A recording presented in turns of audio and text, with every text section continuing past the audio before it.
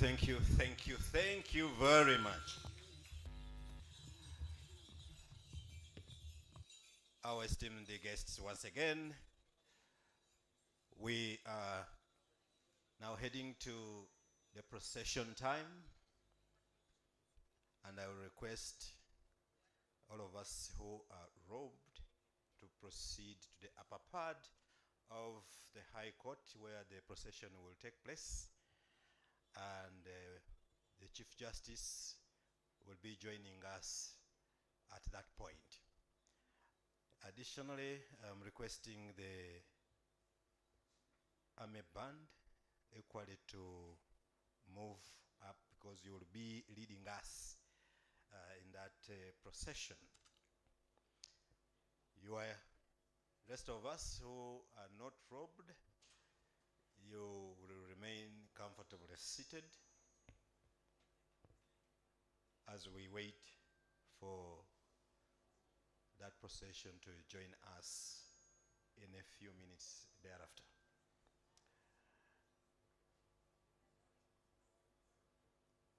Our band, you will continue giving us entertainment as this item is being conducted, and until once again when I will advise otherwise. So let us move up so that the Chief Justice can join us, and the justices and judges, registrars, magistrates, and the members of the bar. Thank you very much. May we have more music from the band as the Army Band proceeds up to join the team.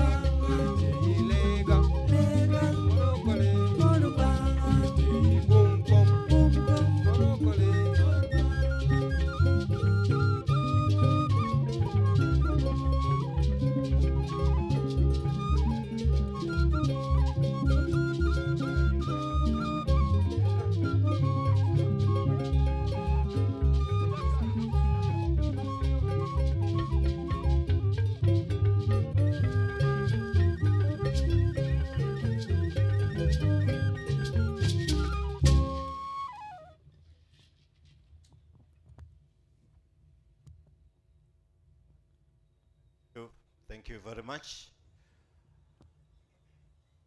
Just in case you want to visit the washrooms, this is the way and the nearest to that point of convenience. There are people dedicated to give you directions, so you'll just need to move out slowly through this door, and you'll be served.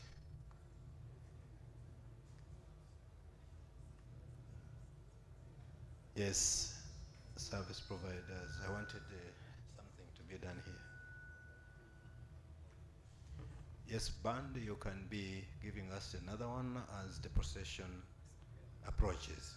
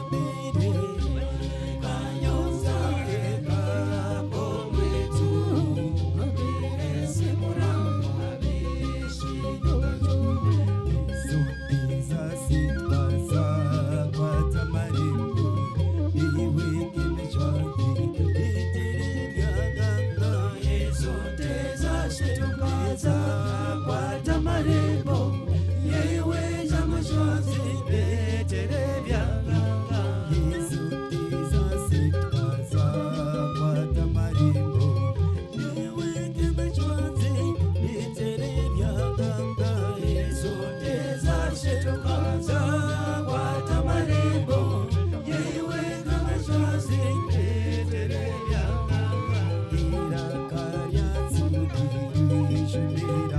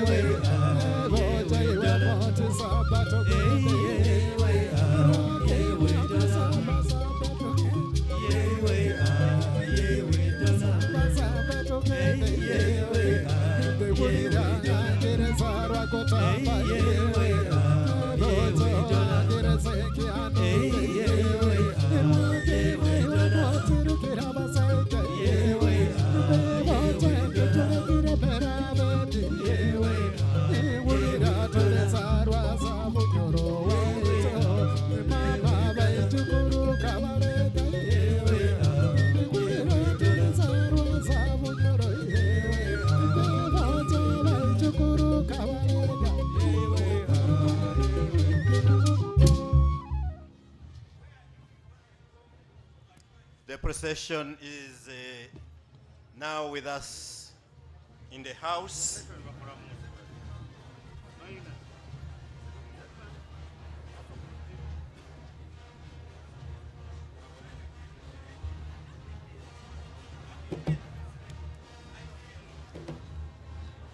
Led by the Honorable the Chief Justice, the Justices of the Supreme Court, Court of Appeal, and the judges of the High Court, along with the registrars and magistrates and the legal fraternity.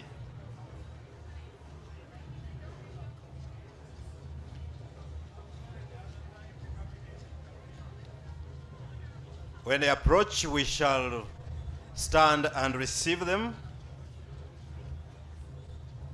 and allow them to take their seats.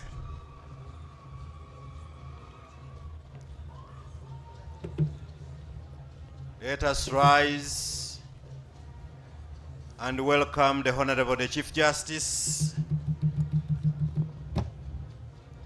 and the Honorable Deputy Chief Justice, the justices and judges, the registrars and magistrates, and members of the bar. My Lord, you are most welcome, and thank you for the procession. We shall allow all of us to comfortably get seated.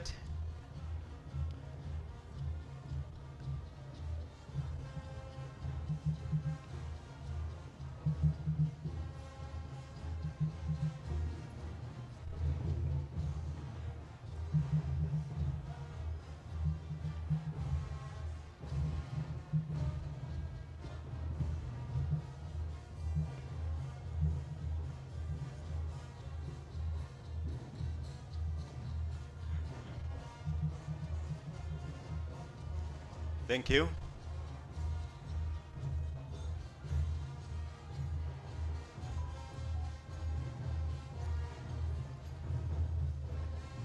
I now request that we can take our seats.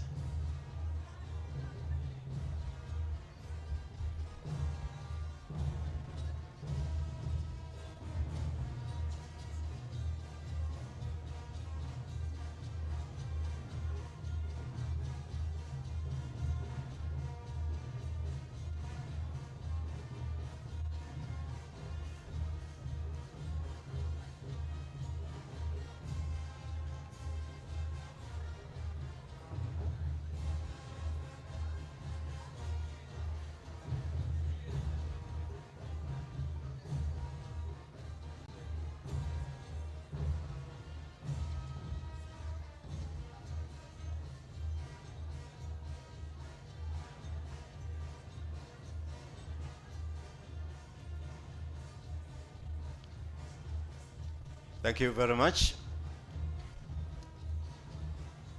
My Lord Chief Justice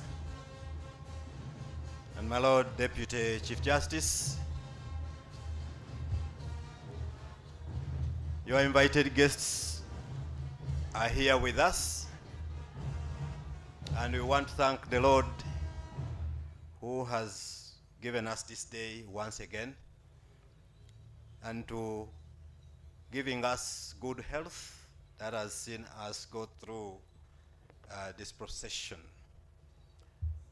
My Lord Chief Justice, we have a number of dignitaries present, and they will be recognized at the appropriate time. But we also have the family of the late Honorable BENEDICTO KIWANUKA with us. You have the members of the bar, you have magistrates, you have the registrars, and all other invited guests. At that opportune time, my Lord, the recognitions will be presented. At the moment, allow me invite the ushers to give us some water. You know, after procession, you need some water to recoup. Administrative announcements, we have our, if you need to freshen up, we have them on the Supreme Court building and the ground floor. You will use this exit and move, you'll be properly directed. My Lord Chief Justice, allow me to request the band to give us melodies to set the tempo so that the spirit can flow amongst us to have this wonderful lecture today. Band, please.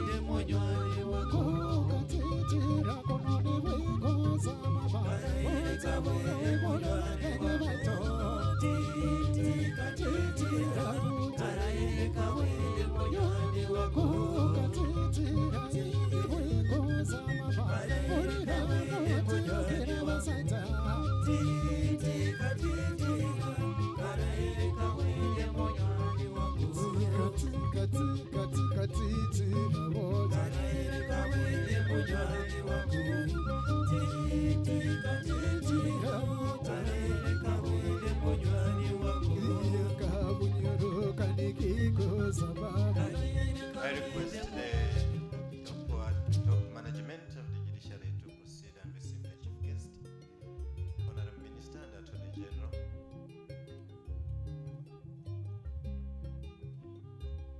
Our guest of honor is now with us, and we shall be good to go.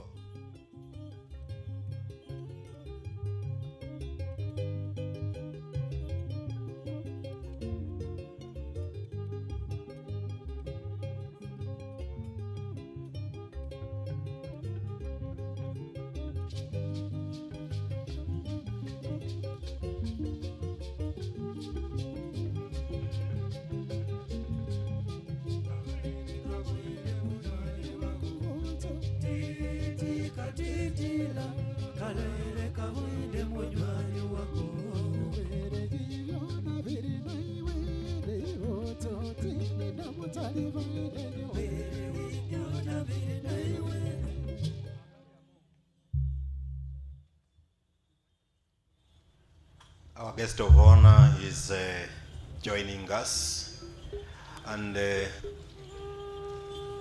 top management and the Honorable Minister and the Attorney General have gone to receive her. Once again, I want to say thank you for coming, my lords, the justices and judges.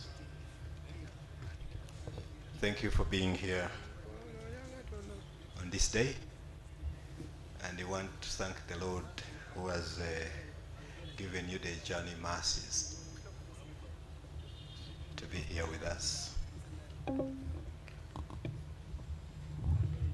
My Lord, CG's Emeritus, we are so happy whenever we see you back here on all these occasions. And my Lord DCJ, thank you for keeping around. That's so wonderful, my Lord. We are really inspired. We are inspired.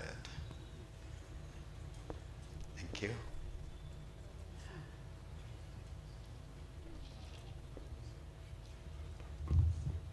When the chief guest joins us in the tent, we shall all rise up and receive the chief guest.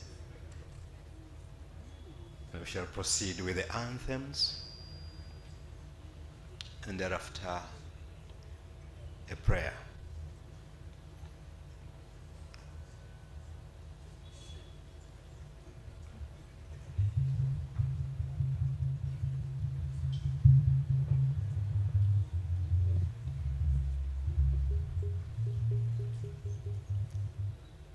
Please let us project what's happening outside so that we are able to follow that wonderful scene.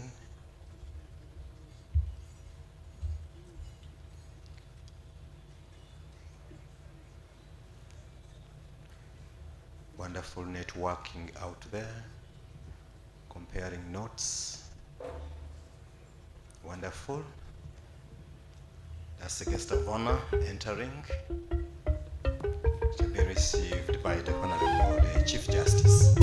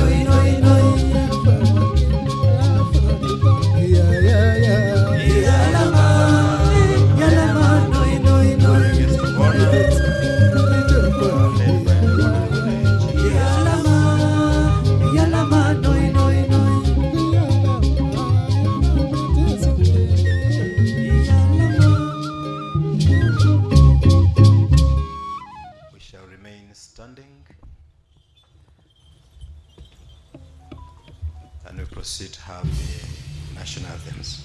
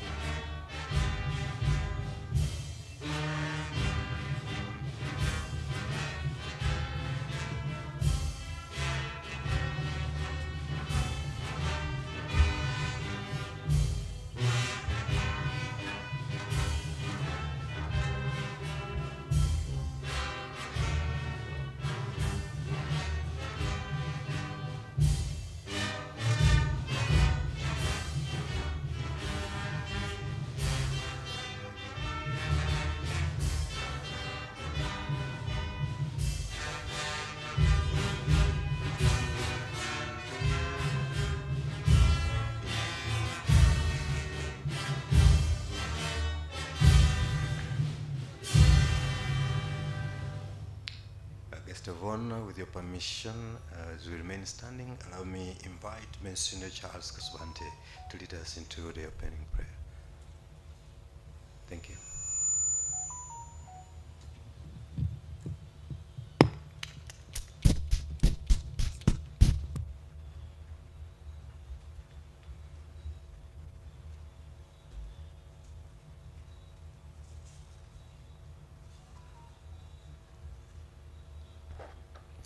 We shall begin our prayer with a reading from the Holy Gospel according to Matthew.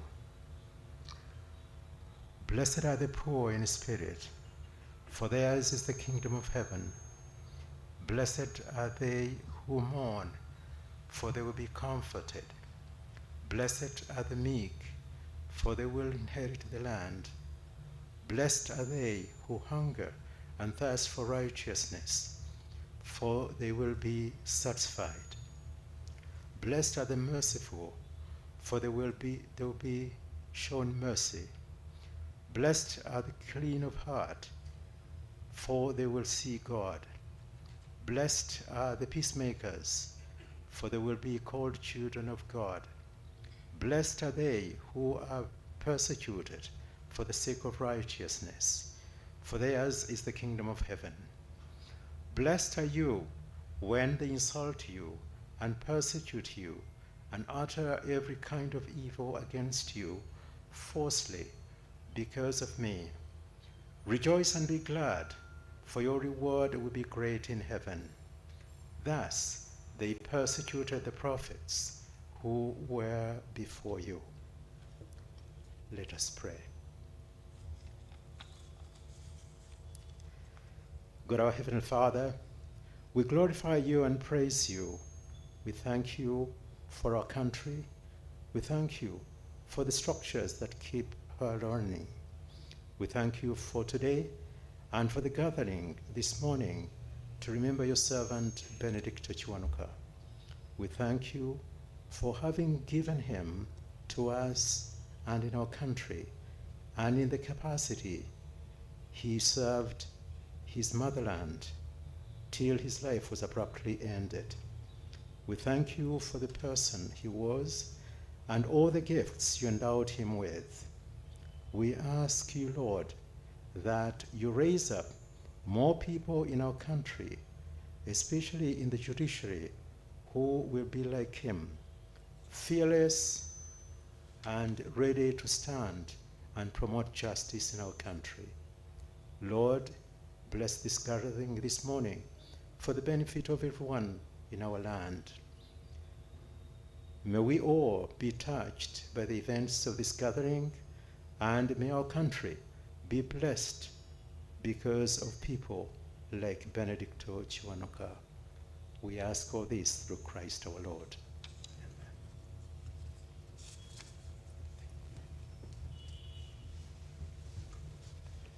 May take our seats.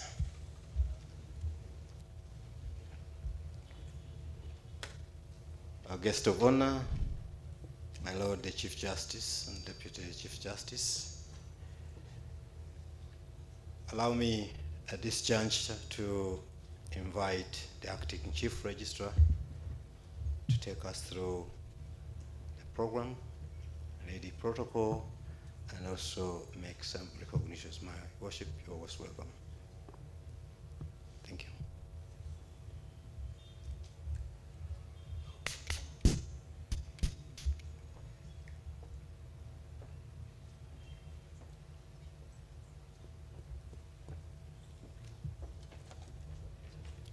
Thank you, Your Worship, the PRO, the Right Honorable Speaker of Parliament, my Lord, the Honorable, the Chief Justice, my Lords, the Honorable, the Chief Justices Emeritus, my Lord, the Honorable, the Deputy Chief Justice, my Lord, the Deputy Chief Justice Emeritus, my Lord, the Honorable Minister, the Honorable Minister of Justice and Constitutional Affairs, the learned Attorney General, the Honorable Acting Principal Judge, my Lords, the Justices and Judges, serving and retired, the Director of Public Prosecutions, heads of diplomatic missions, members of Parliament, religious leaders, the Deputy Inspector General of Government, chairpersons and members of constitutional commissions, permanent secretaries, our service chiefs, our development partners, senior administrators and heads of departments, judiciary, your worships, the registrars and magistrates, Mr. Francis Gimara, senior counsel, and also the keynote speaker, senior counsel present, and members of the Uganda Law Society, the family of the late Benedicto Kiwanuka, invited guests, staff of the judiciary, the Fourth Estate, ladies and gentlemen.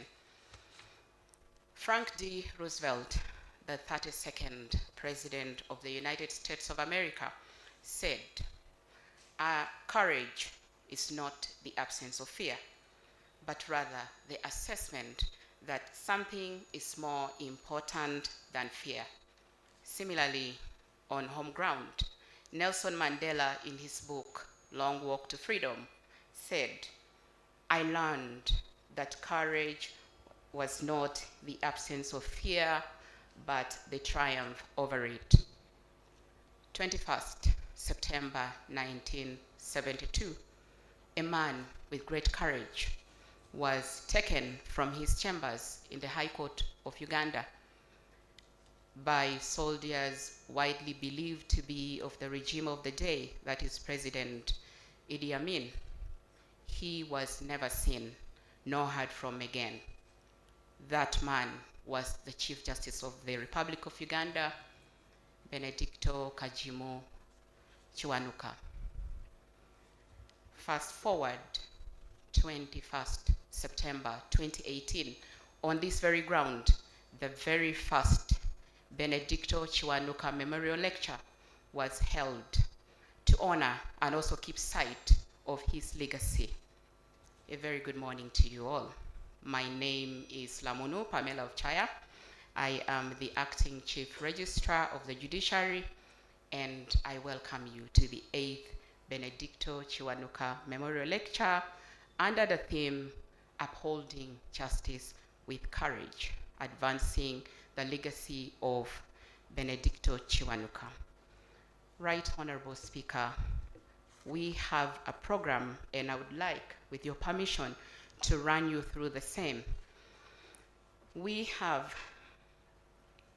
remarks by the Honorable the DCJ, the Deputy Chief Justice, who is also the Chairperson Organizing Committee. Thereafter, we shall have remarks by the Head of the Bar, that is the Learned Attorney General. We shall thereafter have remarks by the Honorable Minister of Justice and Constitutional Affairs. We shall then have the keynote address by Mr. Francis Gimara, Senior Counsel. Thereafter, we shall have citation of the awardee by the Honorable Acting Principal Judge, and there shall be presentation of the Chief Justice Benedicto Kiwanuka Award 2025.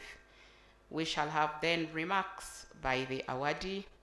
We shall have speech by the Honorable Chief Justice of Uganda, and Right Honorable Speaker, we shall have address by His Excellency the President of the Republic of Uganda, which you will deliver, Right Honorable Speaker. We shall then have anthems in reverse order, and we shall have a photo session, and the Chief Justice has welcomed all of us to a reception, and departure shall be at leisure. Now, Right Honorable Speaker, before I run this program any further, allow me to make recognitions of the dignitaries that we have here with you. Right Honorable Speaker, we have the Honorable, the Chief Justice of the Republic of Uganda, His Lordship Chigamoy Alfonso Windolo, on your right. My Lord, you're most welcome. To your left, Right Honorable Speaker, we have His Lordship, the Deputy Chief Justice of the Republic of Uganda, His Lordship Flavian Zeja, your left. My Lord, you are most welcome. We also have their Lordships, the Honorable, the Chief Justices Emeritus. We have His Lordship Bat Katurebe, former Chief Justice of the Republic of Uganda. My Lord, you're most welcome. Similarly, Right Honorable Speaker, we have Honorable Justice Benjamin Odoki, former Chief Justice of the Republic of Uganda. My Lord, you are most welcome. Right Honorable Speaker, we have the Honorable Deputy Chief Justice Emeritus, Justice Butera Richard. My Lord, you are most welcome. And he has come with his dear wife. You are most welcome, Mama, Mrs. Butera.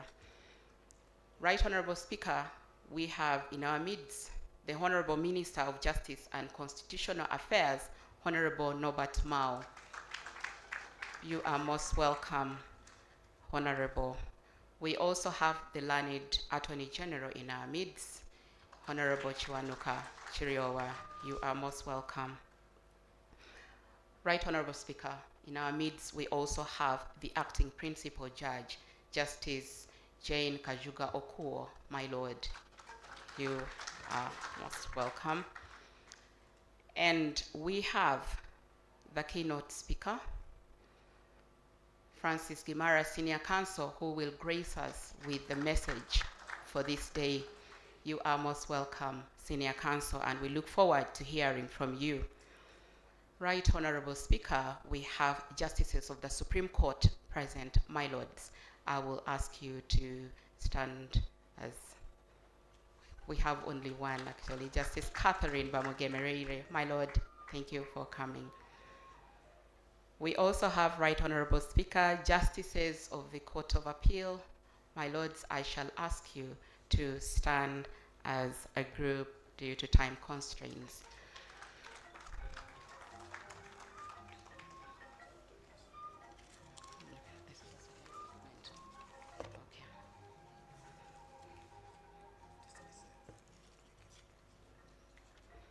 Thank you very much. Right Honorable Speaker, we also have judges of the High Court. My Lords, may I request that you stand as a group for recognition. Thank you very much.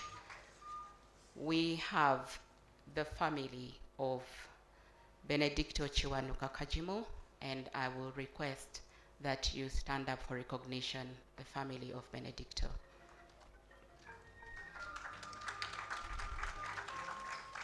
Thank you very much. The family of the late Chief Justice Benedicto Kiwanuka Kajimu.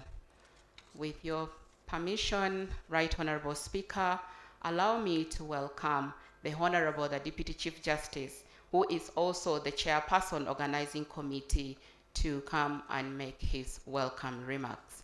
My Lord, you're welcome.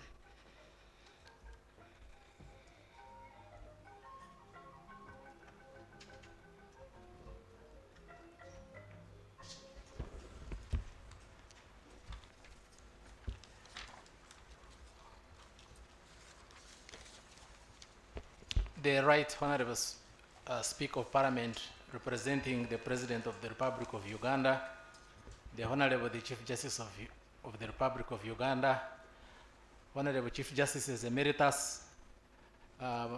In the interest of time, let me stand on the protocol which the Chief Registrar outlined. Good morning to you all.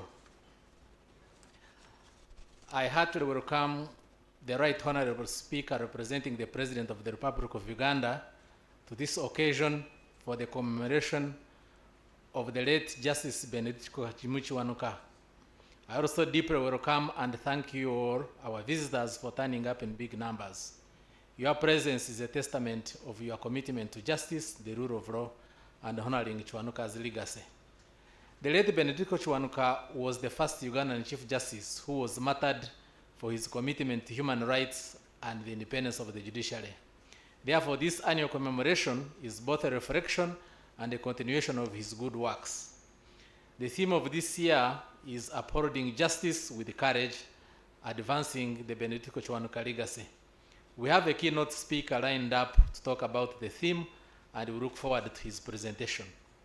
This year's theme is intended to remind us all that this day is not only about remembering the past, but also drawing inspiration from his principles of courage, resilience, and unwavering commitment to justice. I therefore call upon everyone, most especially judicial officers and legal practitioners, to emulate Kiwanuka's ideals. You must remain firm and resilient in upholding the rule of law and judicial independence. As is the custom, we shall have the Benedicto Kiwanuka Life Achievement Award presented to the awardee for this year, and I will welcome him. He shall be unveiled at the appropriate time, and I will welcome him together with his family.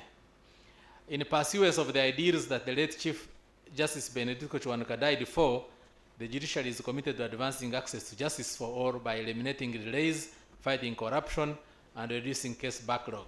I urge all stakeholders to join hands with the judiciary in promoting the rule of law, protecting human rights, and ensuring a functional and just system for all Ugandans.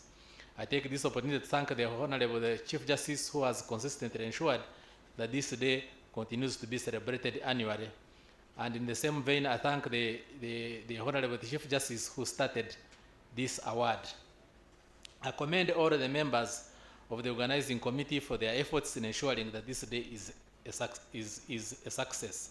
I once again thank you for sparing your time to celebrate with us the life of a judicial icon for God and my country.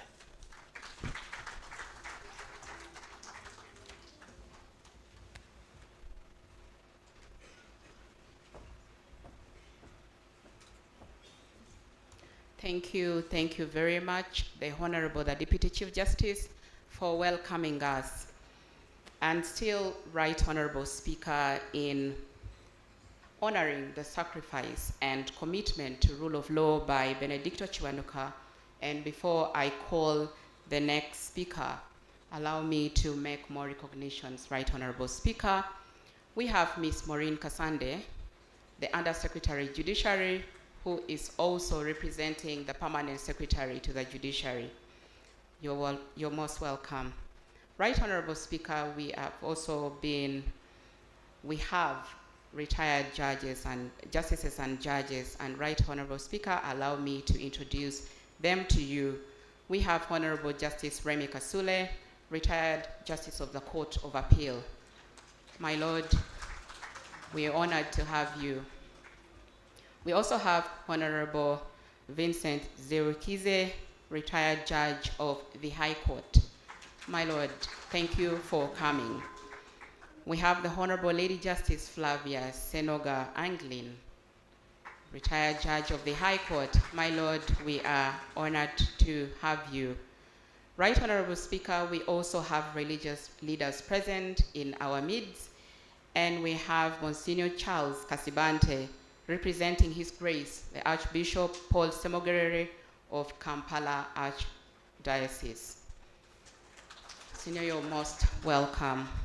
We also have Sheikh Mohammed Ali Aluma, Deputy Secretary General, representing the Mufti Uganda Muslim Supreme Council. We warmly welcome you this morning. Right Honorable Speaker, we also have Father Richard Nyombi, who is the Vicar for Religious Leaders, Kampala Archdiocese. We are glad to have you. We also have Reverend Hilary Jaffu, Assistant Provost, All Saints Cathedral. We are very happy to have you and send our greetings to All Saints Cathedral. We have Dina Chasimire, representing Inspector General of Police. Thank you very much for coming. We have CP Brenda Sana of Uganda Prison Services. We are very glad to have you. We have the Deputy IGGs. We have Miss Anne Twinomugisha Muheire. There is also Dr. Patricia Chan Okiria. Yes, thank you for coming. And we have Miss Anne Twinomugisha Muheire. Did she leave? I saw her myself. I guess she left, but she was here earlier. We have members from the Judicial Service Commission, Right Honorable Speaker, and we have Mr. Jimmy Okello, a member of the Judicial Service Commission. Thank you very much for coming. We have Mr. Sam Mugisa, representing the Secretary, Judicial Service Commission. Thank you very much for coming. We have the Judiciary Council present, and we have Mr. Herbert Nsubuga. Thank you so much for coming. And in the academia, Right Honorable Speaker, we have Dr. Kisubi Esther, Dean, School of Law, Kampala International University. We are very glad to have you, Madam. We have the Administrator General present, that is Mr. Victor Manzi. We are very glad to have you, the Administrator General. We have from LDC, we have Ms. Lydia Namuli, who is the Manager, Legal Aid Clinic. Ms. Lydia Namuli, thank you for coming. And we also have Ms. Rachel Odoi Musoke, who is from Governance, Peace and Security Program. Thank you so much for coming. We have Dr. Sylvia Namubiru, who is the CEO of Last Minute. Thank you very, very much for coming. We have retired Major General Matega, family member of Honorable the Deputy Chief Justice Emeritus. We are very glad to have you here. We have Senior Counsel, Ms. Fiona Wall. We are very happy to have you, Ms. Fiona Wall. She was also here. She's gone out. Okay, we have recognized her presence in her absence, but I know she'll be coming back.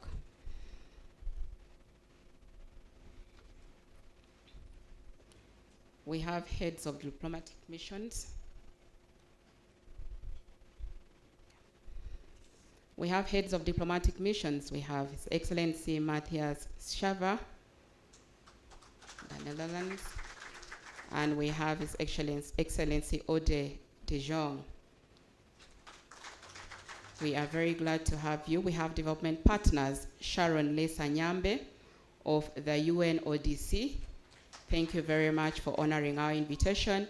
We have Dr. Kitio Edward from the United Nations African Institute. Thank you so very much for coming. We have Patrick Okecho, Assistant Legal Officer of the UNHCR. Thank you for coming. And we have Michael Wells from the UNHCR as well. Thank you so very much for coming. We have Ian King, Deputy Resident Representative, UNDP. And we have Annette Mpabulunji Wakabi, Team Leader, Governance and Peace Security. Thank you very much. We have also Ms. Barbara Kiley, Country Director, IDLO. Thank you very much for coming. We have Mr. Samson Asimwe from IDLO as well. It's not here? Okay. I have him ticked as here. We have Dr. Katia Yvonne Kashbauma, the Coordination Office for Development Cooperation of the Austrian Embassy, Kampala. We have Mr. Matthew Krensil. Okay, this one was represented by Michael Wells, which I've already mentioned. We have Ms. Jocelyn Bigira, Intergovernment Authority on Development, IGAD. Thank you very much for coming. And we have Mr. Bernard Owundo, Senior Counsel. Mr. Bernard, you're welcome. We have Dr. Rueza Daniel from the academia. Thank you very much. And we have the Director of LDC and my namesake, Dr. Pamela Tibihira. My namesake, you're very most welcome. Right Honorable Speaker, allow me now to proceed to the next program, And I would like to invite the head of the bar, the learned Attorney General, to come and make his remarks. Honorable.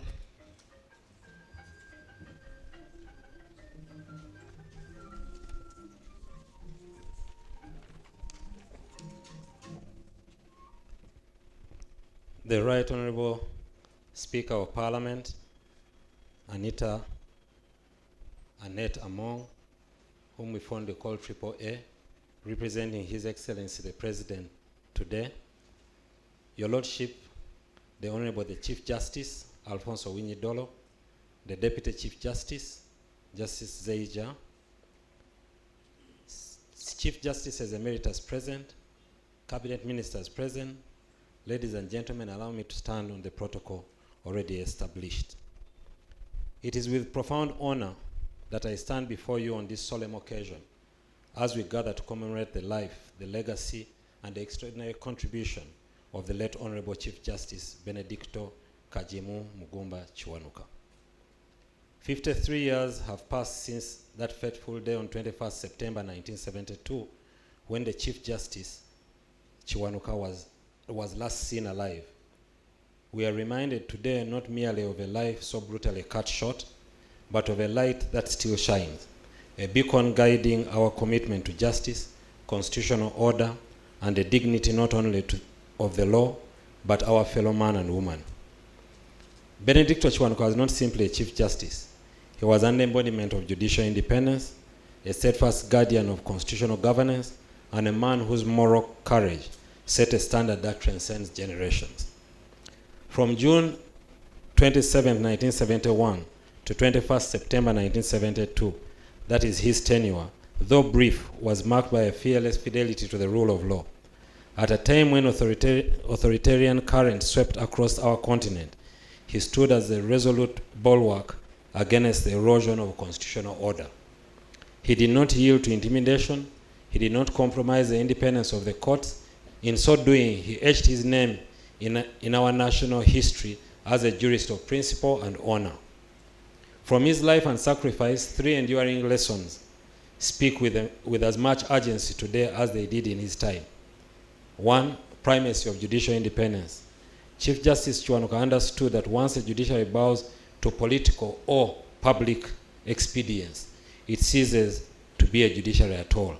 He leaves us a clear charge. The rule of law can only flourish when courts are free, impartial, and immune from external influence. Courage in the face of adversity. His disappearance is a solemn reminder that integrity sometimes demands the highest price. His courage, however, was not reckless. It was a deliberate choice to uphold the principle over personal safety, constitutionalism, and foundation of justice. To Chief Justice Kiwanuka, the Constitution was not a static text, but a living covenant, a shield for rights and freedoms, and a compass of governance. His legacy compels us to be vigilant custodians of that covenant. To honor him is to act in his spirit. The responsibility is shared. For the judiciary, guard integrity with vigilance, preserve independence, and ensure that justice is done as well as seen to be done. For the executive, as Attorney General, I reaffirm our constitutional duty to operate strictly within the bounds of the law and to give counsel that serves both state and public good. To our political class, the rule of law is not necessarily restricted to the executive. It behoves all of us participating in the political space or arena to always treat our judiciary with respect, with dignity, and the deference in order to uphold the independence of the judiciary to adjudicate matters before them without fear or favor. For the bar, uphold the highest standards of ethics, advocate without fear or favor, and remain steadfast in holding every arm of government accountable, including yourselves. For the public, protect the judiciary from unnecessary and unwarranted rebuke. For example, by responsible use of the media and social media, the general public should avoid sending or spreading unfounded rumors and meting out personal attacks against judicial officers. The general public should promote fact-based disclosure, and call out unfair narratives targeting the judiciary. By advocating for judicial independence, this forms the cornerstone upon which the judiciary can effectively administer justice to all in a fair and impartial manner.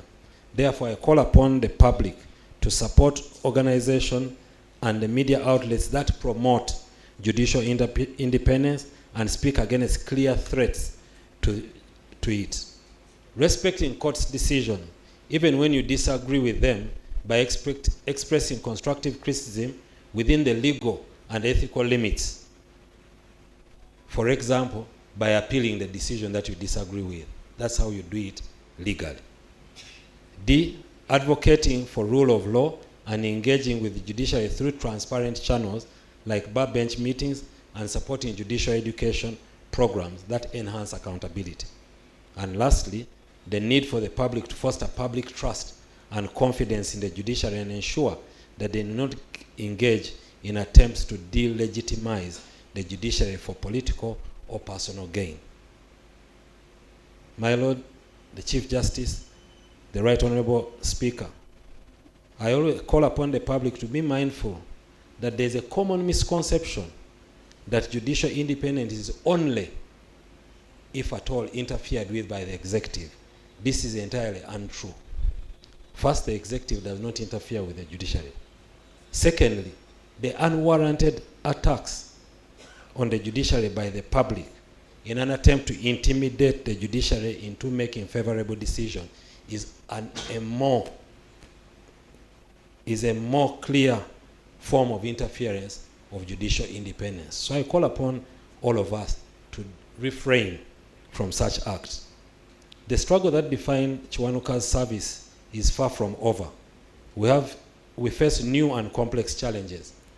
For example, corruption that erodes the fabric of governance, gaps in access to justice that deny equality before the law, the urgent need for the judiciary to harness technology without losing its human heart, the lack of understanding of the role of the judiciary by the public, social media and new media, where faceless persons attack the judiciary and erode the independence in the name of accountability.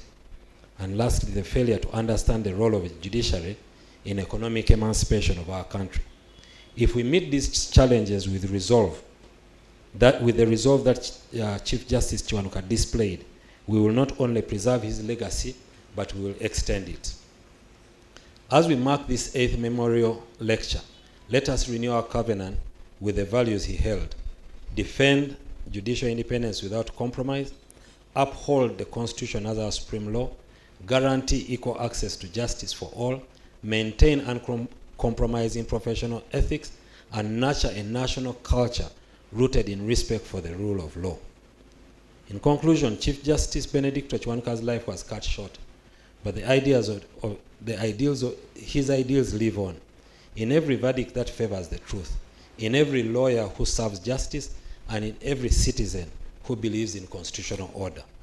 Let us not only remember the man, let us live by his principles. Let us build a justice system that will recognize with pride, fair, impartial, accessible, anchored in the rule of law. He reminded us that justice delayed is justice denied. Let us therefore work tirelessly to ensure that justice in Uganda is not only swift, but also fair, transparent, and grounded in constitutional fidelity. As I leave the podium, let me thank the Chief Justice and the judiciary for the tireless efforts to uphold justice in our motherland, Uganda. You have done well thus far. Your work does not go unnoticed. It is appreciated, and we applaud you. Keep up the good work as we work for a better judiciary.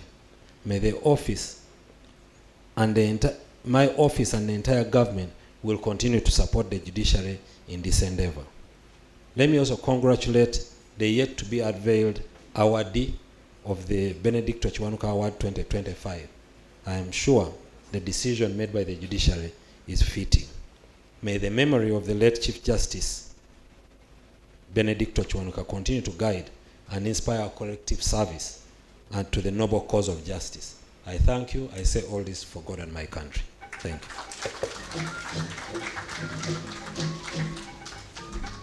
you.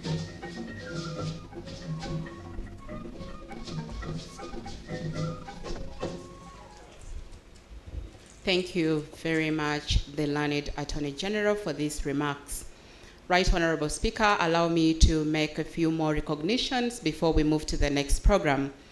We have senior administrators and heads of Department of Judiciary, and I request that you stand up for recognition as a group. Thank you so much for coming. Right Honorable Speaker, we have registrars of the judiciary, and I request your worships to stand up as a group for recognition. Your worships, thank you for coming in this number. We also have magistrates of the judiciary, and I request your worships to stand for recognition. Your worships, thank you, and we are very honored to have you. Right Honorable Speaker, we also have staff of the judiciary, and I request that they stand up for recognition. Staff of the judiciary, thank you very much, and thank you for your service. We also have, Right Honorable Speaker, students of Makerere University Moot Executive, and I request that they stand up for recognition. Thank you very much for coming. Now, Right Honorable Speaker, with your permission, allow me to invite the Honorable Minister of Justice and Constitutional Affairs to give us his remarks. Honorable.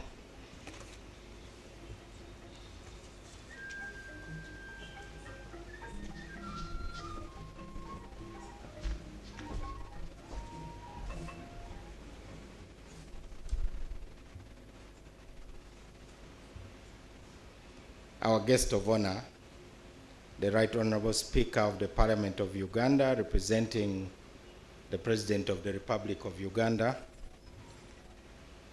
my Lord the Chief Justice, and the entire judiciary, let me stand on the protocol established. In reality, a speech as this one is simply to tickle you, because we are all here waiting to listen to the keynote address. Now that I've been given the chance, and you know that not only as a lawyer, but also as a politician, I cannot resist a microphone. That is the kind of courage I have not yet acquired. I've not yet got any courage to resist a microphone. But let me make the following points. Your values are the ones that put you in jeopardy as the judiciary. They are there written on your wall. Independence, impartiality, transparency, professionalism, integrity, accountability, and equality. The truth is, you are not parties to the disputes that come before you. I'll never get tired of repeating that. So we start our fights outside the courtroom. Eventually, we drag each other before you. Then when we are not happy, we blame you. It's a very nice game, which I think will never end until probably Jesus returns. So my speech is about consoling you to learn to live with this kind of thing. It's like bad weather. You really have no choice but to live with it. The other thing I would like to say is about the person we are remembering today. We have to thank the judiciary for having a standard bearer. Now, a standard is like a ruler, and we are imperfect, and neither was Chief Justice BENEDICTO KIWANUKA perfect. But he aspired to perfection. It's a bit like drawing a line with your hand. And in your own opinion, you may think it is the straightest line anyone in the world could ever draw. But then there is a ruler. When you bring the ruler, that's when you see how crooked the line you have drawn is. This is what we go through every day. And the people who we call great are simply the people who never stopped striving. So this occasion is in a way to encourage yourselves. Benedicto Kiwanuka did his part. Now, you are supposed to follow him. The question now is, so who was he following? It is important to know who the person you're following is following. I'm a Christian, a Roman Catholic. I follow my bishops, archbishops, and the Pope. But my consolation is derived from knowing who they are following. If they are following Jesus, then I'm very comfortable. And when they stop following Jesus, then the contradictions emerge. So, Benedicto Kiwanuka was known to be an ardent Christian of the Roman Catholic faith. He went to Mass every day at 7 a.m., just like Julius Nyerere, President of Tanzania. It doesn't matter where he was. Even if he was in New York attending a UN session, he would start his day with Mass. It is important to know that anybody can be learned. In fact, anybody can even know the Bible. The problem is living it. I therefore dare say that, given our motto, which is for God and my country, we have got to remember the Christian foundations of some of the things that we do. And Ben Kiwanuka was one such person. There are many books you need to read. I have read them many times because I lead the political party that he once led. And it is in that role that he led the struggle for Uganda's independence and led the government delegation to Lancaster House, where he showed a lot of courage. Now, being courageous invokes images of battle. There must be something you are fighting against. You are fighting against pressures, as the learned Attorney General said. And the pressures come from all sides. Actually, the pressure can start from your conference room, where you are trying to agree on what should be the fulcrum of a case.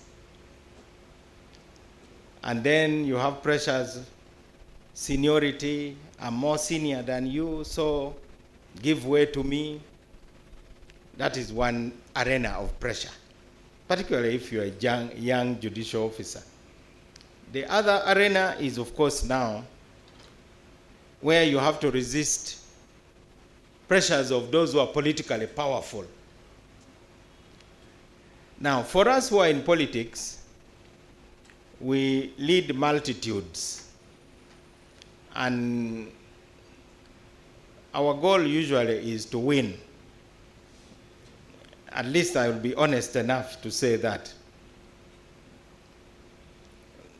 In any case, we are well known for brazenly denying things that we have said even earlier.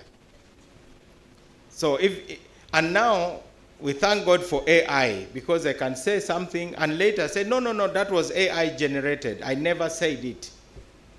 I've seen it all over the place. But you, our judicial officers, are different. So you find a situation where the president is very upset about bail.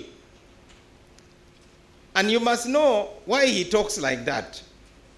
You must contextualize the statements we make as politicians.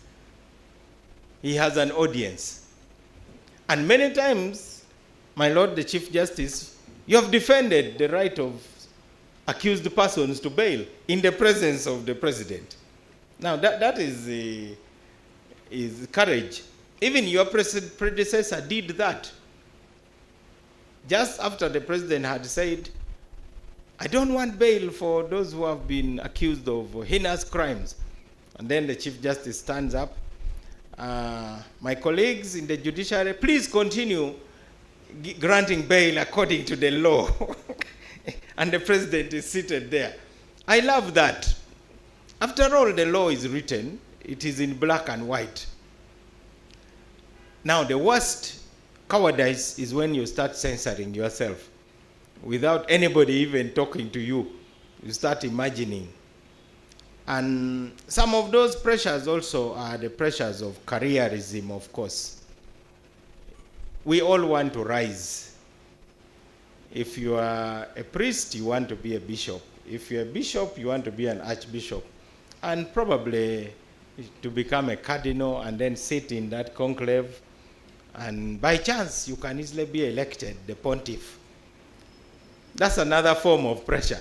And that can easily force you to start putting brakes on what you believe to be right. Now, the real battleground is actually your conscience. Many times you have to choose who or what to betray. Because you like Ben KIWANUKA, he chose not to betray his conscience. And that's why what happened to him, happened to him. Now, all of you are here, and I know I've talked to many of you. Many of you actually were very reluctant to even become where you are. Nowadays, of course, because of the better conditions, people are looking at the judiciary just as another job, which is something we really have to debate. And the Judicial Service Commission really needs to reduce the size of the sieve. Sometime, when you are picked, please have the courage to ask the person who has picked you, why have you picked me? My Lord, the Chief Justice, let me reveal something here. When you were appointed a minister, when you had gone to the Constituent Assembly, as an ardent multipartist in a movement-dominated Constituent Assembly. And you know, myself and the Honorable Regan Okumu somehow thought that you owed it to us, that you needed to come and explain why you were making the decision. And we came to visit you. And then you said you actually had a conversation with the president, and you asked him, I hope this does not mean I'm going to be on opposite sides with your majority. In fact, the supermajority in the Constituent Assembly. And the president said, please, you are free to vote with your multi-partist group. That conversation is helpful because it front-loads you. I don't know whether Chief Justice BENEDICTO KIWANUKA ever had such a conversation with Idi Amin. For instance, you are a person known to kill people. You have taken power by force, something I disagree with. Why have you chosen me? I don't think that conversation took place. But students of literature will obviously remember a conversation between King Henry VIII and his newly appointed Chancellor, who you all remember, Thomas More. I wrote it down here. More was appointed because he earned the king's trust. The reason you are judicial officers is because the people with the power to make appointments trust you. There's nobody here who is mistrusted. That is the one thing that should set you up to act with courage. Back to More. When More asked Henry why he was chosen, this is what the king said. And he was not an easy king. You know, he was not afraid to also cut off the heads of his own wives. Now, if someone can do that to his sweetheart, then you can imagine what else. The king says, because you are honest. What is more to the purpose you are known to be honest. There are those like Norfolk who follow me because I wear the crown. And there are those like Master Cromwell who follow me because they are jackals with sharp teeth and I'm their lion. And there is a mass that follows me because they follow anything that moves. And then there is you, Thomas More. If you fit that qualification in the eyes of the appointing authority, then there is nothing for you to fear. And that is why I referred to the discussion between the President and Chief Justice Owindolo about what would have been a big dilemma to any newly appointed minister. Of course, why does Moore accept the appointment? And now, as President of the Democratic Party, I have to give this answer because everybody asks, how could a man as decent as Benedicto Kiwanuka accept to be Chief Justice to such a man? Why? Because, like Thomas More, he was a patriot. He was a Ugandan, and the leader of Uganda at that time was Idi Amin. But there's a second reason.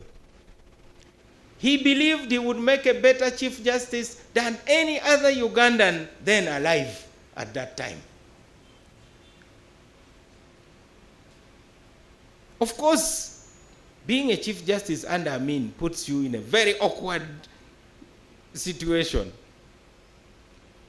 And definitely, being Chancellor under Thomas More, under King Henry VIII, put Thomas More in a very awkward position. Here's a man who is busy denouncing the Pope, who Thomas More adores.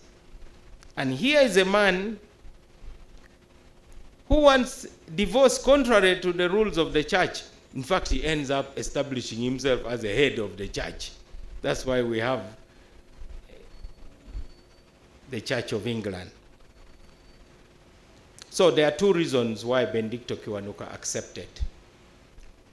His patriotism, which he displayed even in relation to the king of Buganda. As you remember, he defied the powers that be at Mengo. He wanted to build a national movement. And he disagreed with the politics of disenfranchising the people of Buganda at that time, because there was a proposal that the members of parliament would be elected by the members of the provincial parliament, the Lukiko of the kingdom.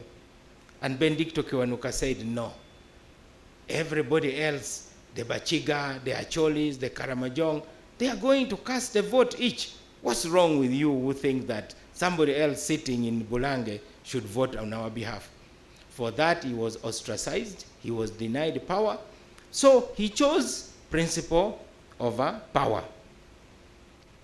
And of course, the second reason is that he was the most qualified. Now, if you are a patriot and if you are qualified, you can wield the sword of courage without fear or favor. Let me conclude. For us who are lawyers, we also need role models. Of course, there are those who have their own kind of role models because of the kind of world in which we live. You may have Rastafarian hair, and that can also be a role model to others. And the Constitution allows that. You are even actually free to plant a tree and worship it every morning. Nobody is going to. But we cannot afford to have tin gods in the legal profession. We must have real standards. We must have something substantive that we admire. In other words, in a cake, you have the icing and you have the cake. We now live in a world where people adore the icing and not the cake. The fact that the icing is sweeter does not mean it is really the cake. I'm speaking in idioms because I'm trying to be polite. There are ways for us to carry Benedicto Kiwanuka's courage forward. I know the Attorney General has said that you must balance your independence with accountability. That's very important because those are the two sides of the coin. On one side, you are independent. On the other side, you have got to be accountable. Mainly really to those who come before you. You are not here to please anybody.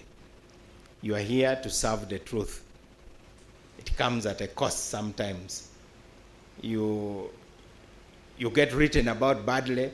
My Lord Chief Justice, you are the most cartooned Chief Justice in the history of Uganda. I'm glad you have a sense of humor. They draw your cartoons, they put patches of yellow. But really, again, when you make judgments that please people, then people are jumping up and down praising you. The pendulum of justice swings either way. Sometimes it swings against us, sometimes it swings for us. The Attorney General sometimes is floored badly here. I've not heard him call a press conference to call you names. We pass laws in Parliament, Madam Speaker, and the courts start coming with scissors and they start trimming the law, cutting off pieces.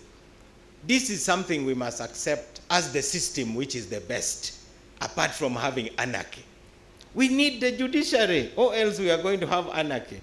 Even if they don't make a decision you like. The mere fact that somebody says, please don't beat me, take me to court. That's what I always hear people say. Why do they want to come to court? Because they know they will at least be able to have a listening ear.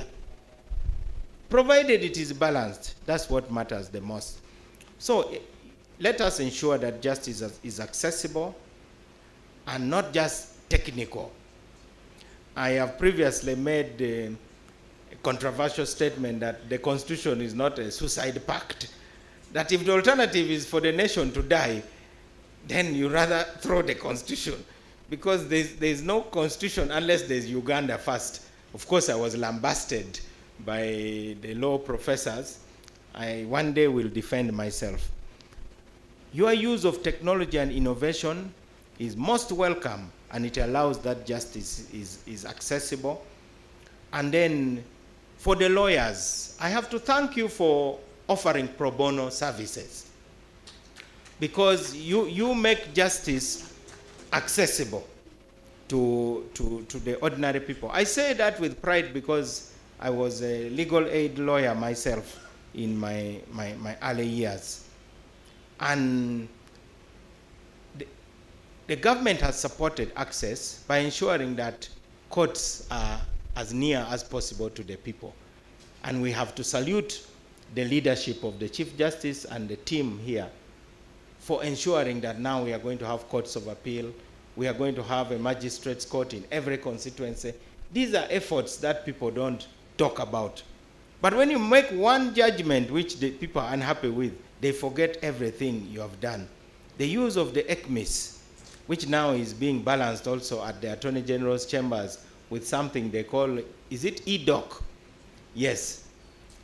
Attorney General's chambers now is very accountable. You can't sit on a file. You know those days people would say, there is a state attorney who is sitting on a file.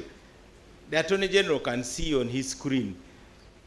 I haven't signed on, but I've been told it even has a color scheme, that if you are beyond the deadline, it stands red to annoy you and remind you that, you know, this is something that you should do.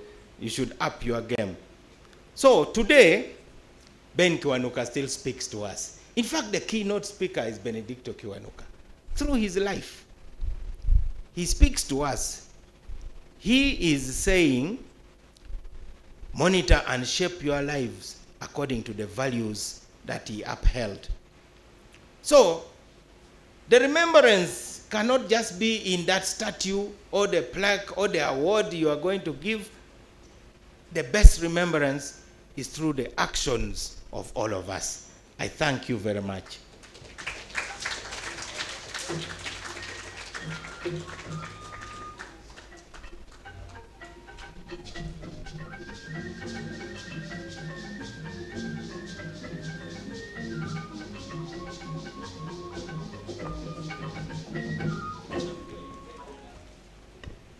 Thank you very much. The Honorable Minister for Justice and Constitutional Affairs. Right Honorable Speaker, allow me also to make a few more recognitions.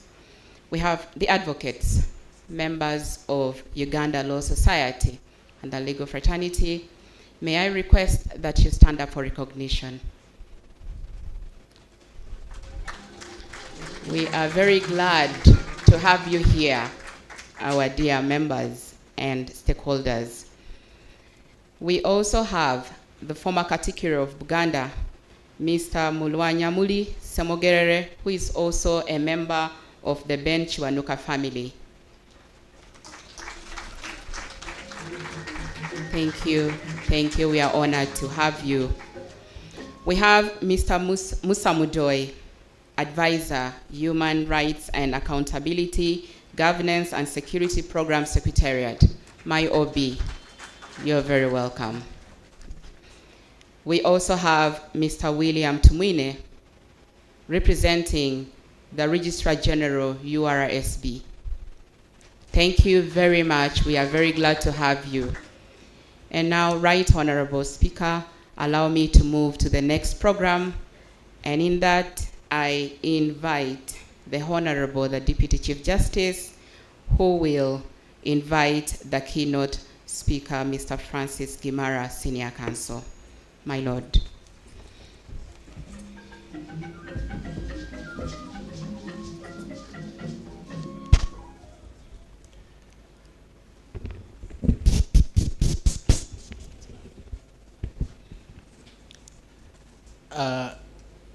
Our esteemed guests, allow me to introduce the keynote speaker, Mr. Francis Gimara, who is a senior counsel.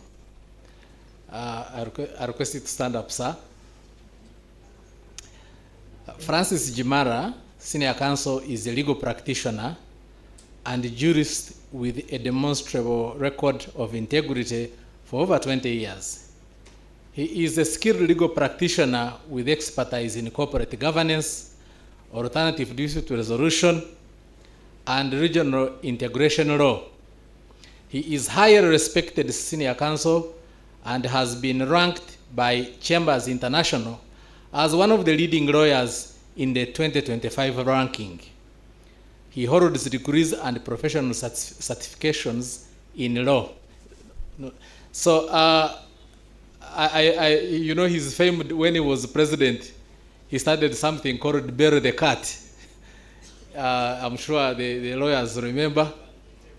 Now, the Bury the Cat program, you know, one time the rats were wondering how the cat was catching them with the best precision whenever they would be gnawing on some food leftovers inside the house. So they decided that the best way to ensure that it doesn't catch them without notice is by putting a bell around the neck of the cat. So at the moment it starts moving, then the bell alerts them. Of course, when in the meeting they started wondering who should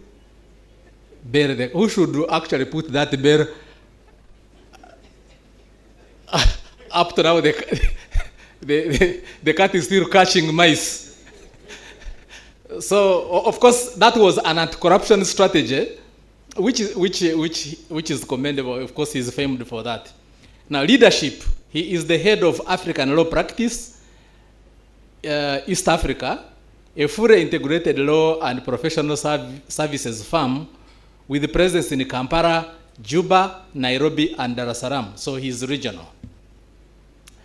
Academic qualifications, he holds a Bachelor of Laws from Makerere University, which he acquired in 2002, a diploma in legal practice from the Law Development Center, which he acquired in 2003, a Master of Laws from the University of Cambridge, which he got in 2008, a Master's in Dispute Resolution, which he acquired from Pepperdine in 2024.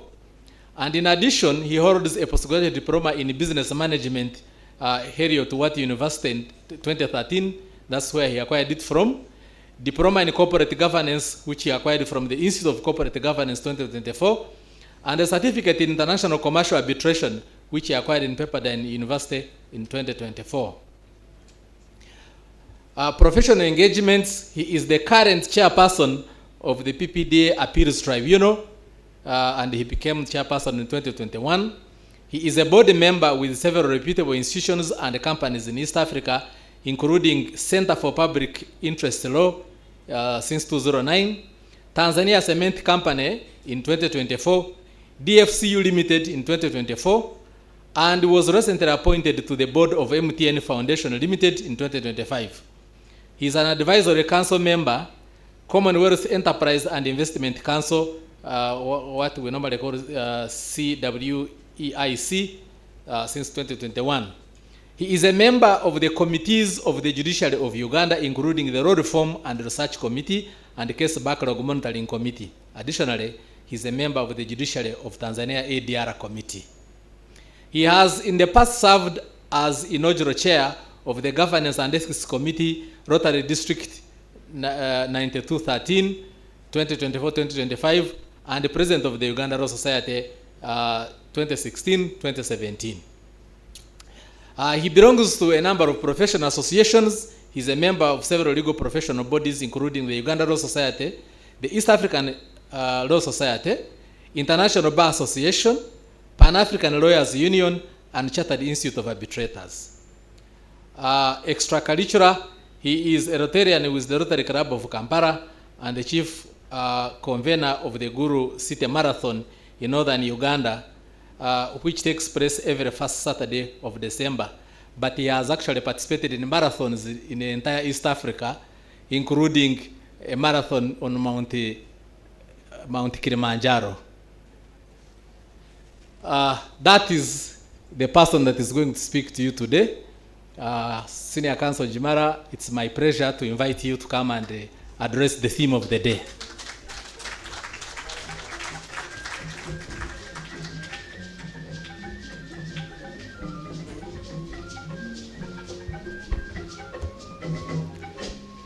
With utmost humility, may I recognize the Honorable Speaker of the Parliament of Uganda, representing His Excellency the President of the Republic of Uganda, the Chief Justice, the Deputy Chief Justice.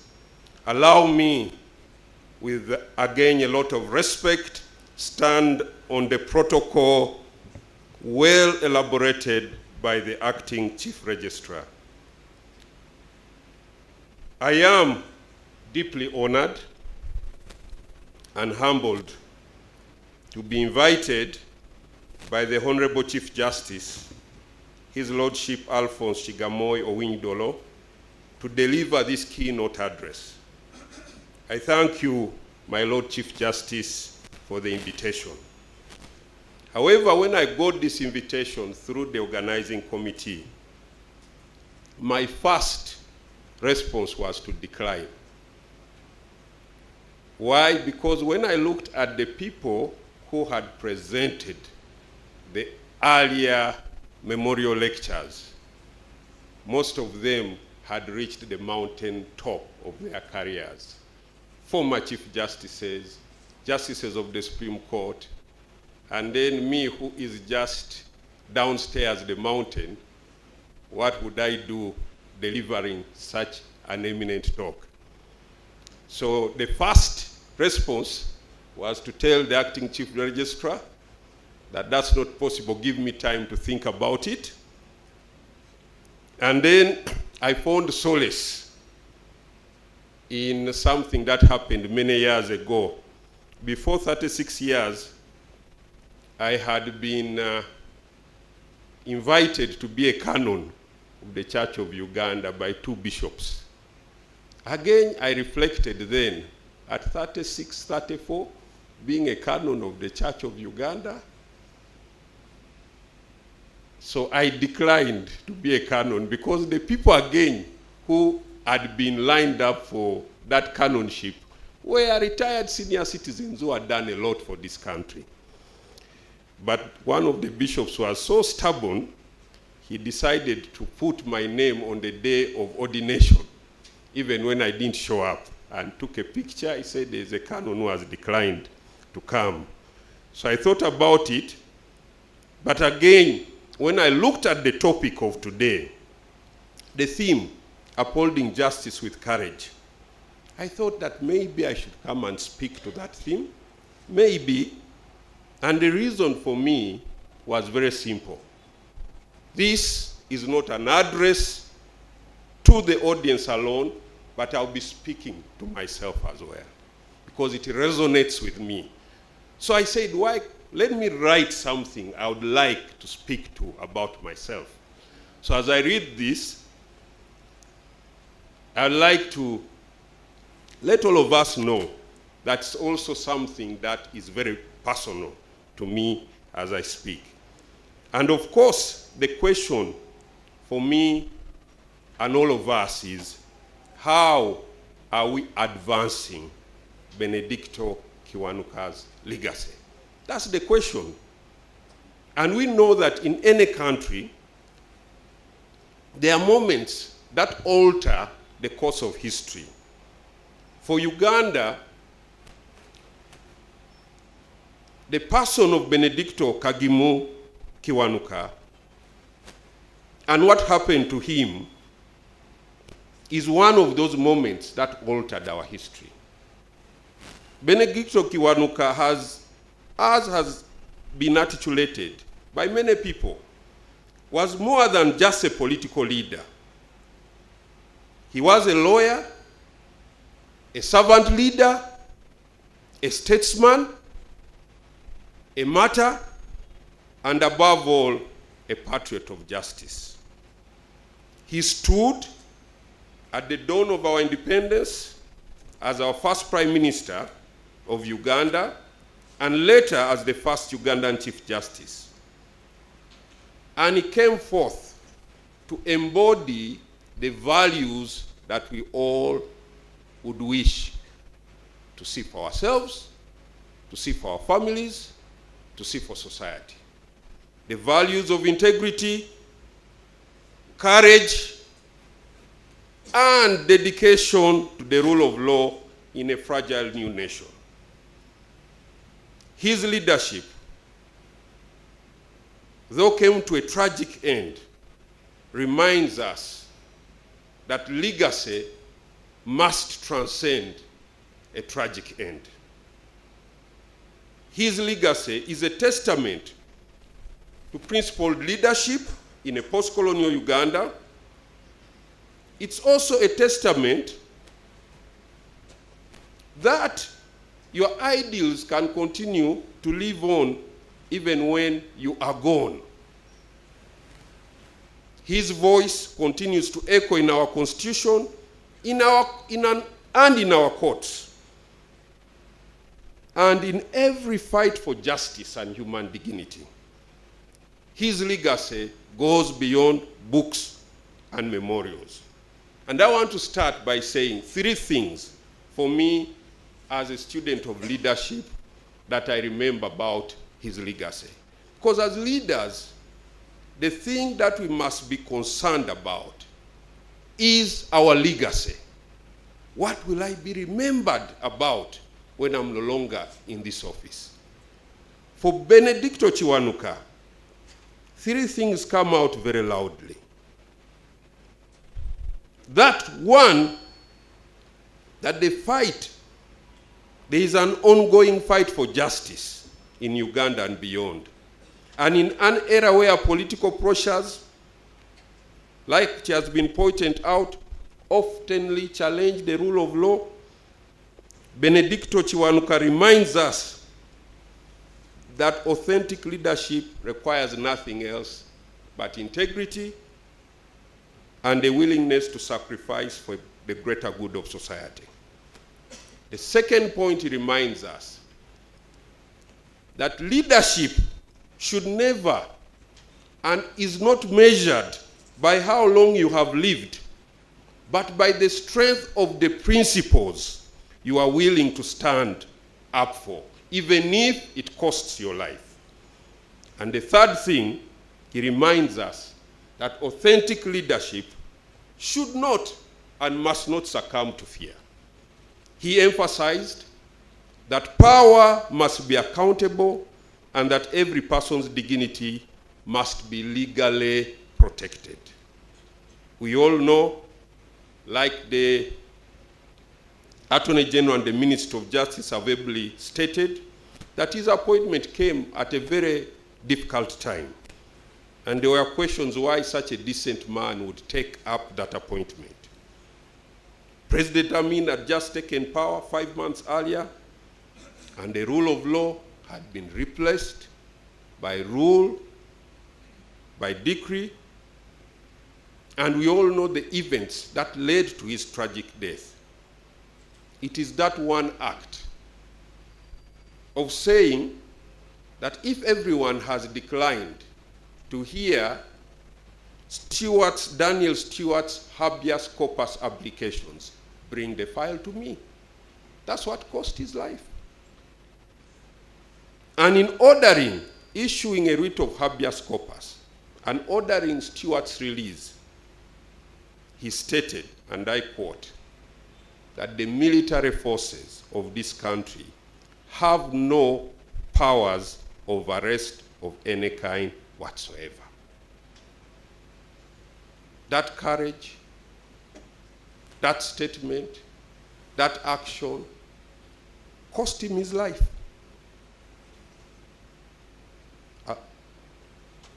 But again, in losing his life, we are here today to dig in about the timeless lessons we can derive from him regarding courage and justice.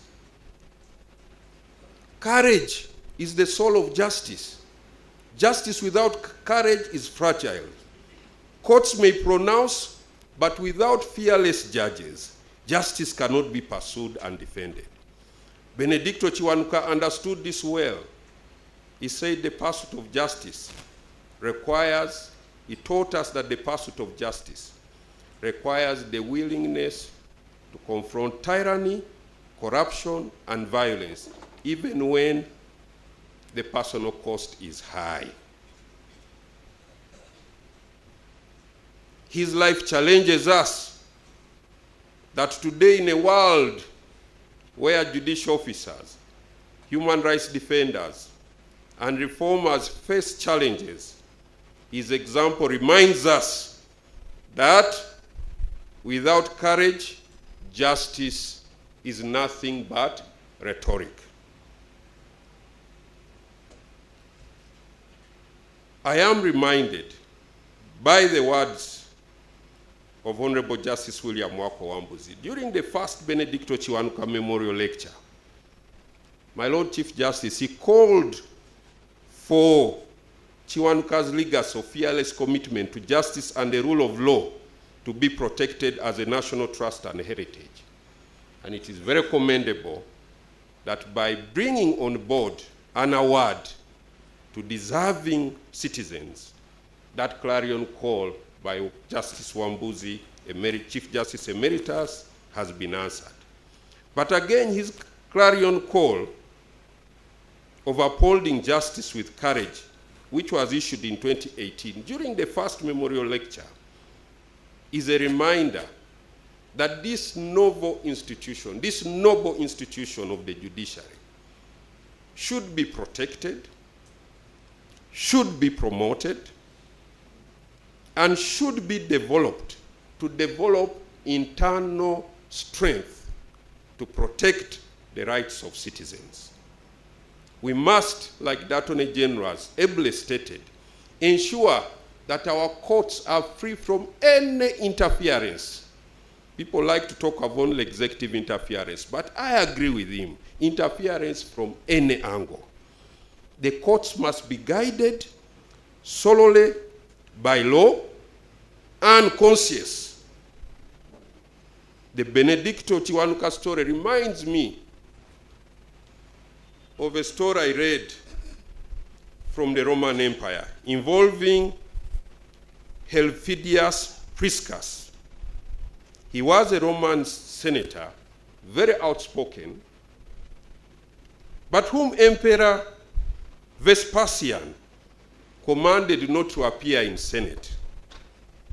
Helvidius was fully aware that intimidation deterred everyone in Rome, an exchange of which inevitably came to the threat of death by the emperor. And he told Helvidius, if you don't stop, I shall put you to death.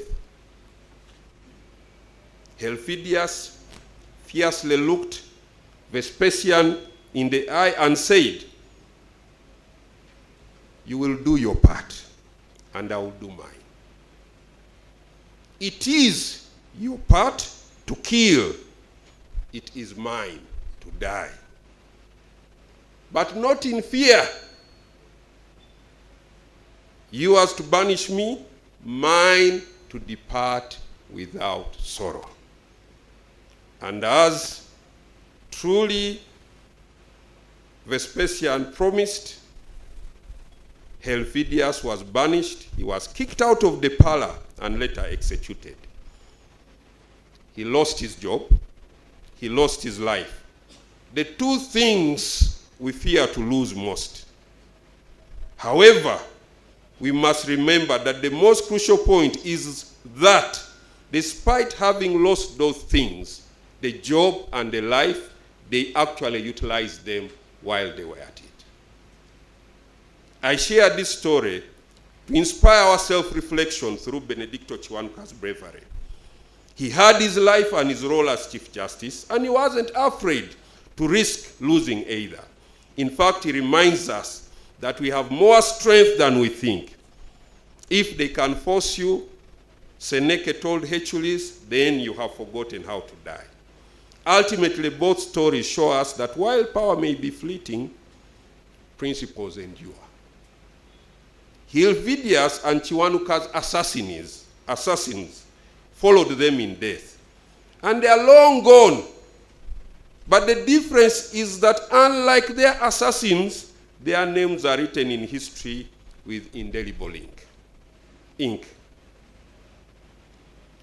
So what should we take away from Benedicto Kiwanuka? I have raised 5 antennas based on the concept of the rule of law, popularized and emphasized by Professor Dicey in his leading treatise, The Law of the Constitution. These, for me, are 5 things. We have to look at our performance today and also underscore our expectation. One is we should look at the climate generally. Is there a general clarity of the law? That's the first thing we must ask ourselves as we reflect on Benedicto Kiwanuka. The other thing, is there an existence of an adequate and justiciable Bill of Rights, and how are we implementing it? Is the second antenna. The third, do we have an independent judiciary? Yes, we do. But how do we make it more independent and strengthen it? Is the third antenna. The fourth is an independent legal profession. Do we have it? How do we make it work? Then lastly, the climate of legality. How do we also raise that antenna much higher than we have? So unlike my Lord Chief Justice, the attack on the judiciary, much of it has not taken into account that this is the only judiciary we have. It behoves all of us to make it work. Sometimes when we attack this judiciary without taking account of the positive things they have done, we become very unfair. And I want to say, use the analogy of the antenna to say the antenna may not be up the way we want it on all these things, but this institution has tried to raise the antenna of the rule of law. And I can demonstrate, and I think that we need to encourage, because many times you never know how tough a job is until you sit there. But when you sit there, it is our duty to encourage those who are there. That, okay, here you may be at this point, but maybe go up. And in my talk, I want to say that regarding the clarity of law. This judiciary has done something commendable. Whether you look at how they have dealt with colonial inherited laws like the Witchcraft Act, false news under the Penal Code, the Anti-Pornography Act, the offenses of being rogue and vagabond under the Penal Code, the judiciary has come out very clear and nullified these offenses. When we look at the second antenna, yes, we have a Bill of Rights. There's been a solid attempt to promote this Bill of Rights. Whether we interrogate the right of life from the Susan Chigula decision, if we take it to the right to liberty and look at the decision of Joseph Tumushabe versus Attorney General, if we look to the right to a fair hearing in the context of trials by military courts, there was already a decision of Attorney General versus Uganda Law Society. If we look at the right of access to information, there's been some work in that space. If we look at freedom from torture, you can read Chamonya Simon versus Attorney General. You see that there's been some work in those spaces. But I'd like to point out 3 branches under the Bill of Rights where I think we need to raise the antenna. The first is the right to personal liberty. I want to speak to especially the issue of granting bail. Again, in the FHRI and Tumushabe cases, the judiciary has been very loud on these issues. Let me just run through the finding of the Supreme Court in the Tumushabe case on what they said regarding bail in the court-martial. And I quote from the judgment of Mulenga. This is what he says: that the proposition that a person awaiting trial in the general court-martial is, in respect of bail, governed only by the provisions of the UPDF Act and not by the constitutional provision is based on wrong premises and is untenable. He continues to say, the framers of the Constitution deliberately directed the provisions in Article 23(6) to everybody who happens to be on criminal charge, and so had no reason to particularize any category. The General Court-Martial is not exempted from the constitutional command to comply with the provisions of Chapter 4 or of Article 23(6) in particular. Nor is a person on trial before a military court deprived of the right to reclaim her liberty through the order of habeas corpus or application for mandatory bail in appropriate circumstances. In a separate but related decision on bail, stemming from the incident where the military sieged the High Court and rearrested accused persons, granted bail in the Dr. Kizza Besigye and others case, the language used by the Constitutional Court when criticizing the blatant actions and excesses of the state is worth revisiting. First, the court reflected on the affront to the rule of law and human rights, and it said, I quote, "We have found that what the security and other state agencies did at the premises of and headquarters of the third organ of the state judiciary was an outrageous affront to the Constitution, constitutionalism, and the rule of law in Uganda. We have also found that all other activities that the state has engaged in order to prevent the courts from granting bail to the petitioners and the petitioners from benefiting from their constitutional rights to bail violated their constitutional rights. Secondly, the court went on and stated, and this is powerful, and I quote, "This court cannot sanction any continued prosecution of the petitioners where during the proceedings the human rights of the petitioners have been violated to the extent described above.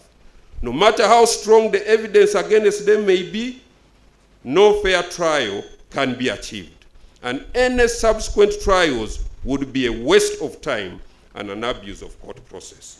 And finally, the court demonstrated the courage we are all celebrating today in affirming its mantle as a temple of justice.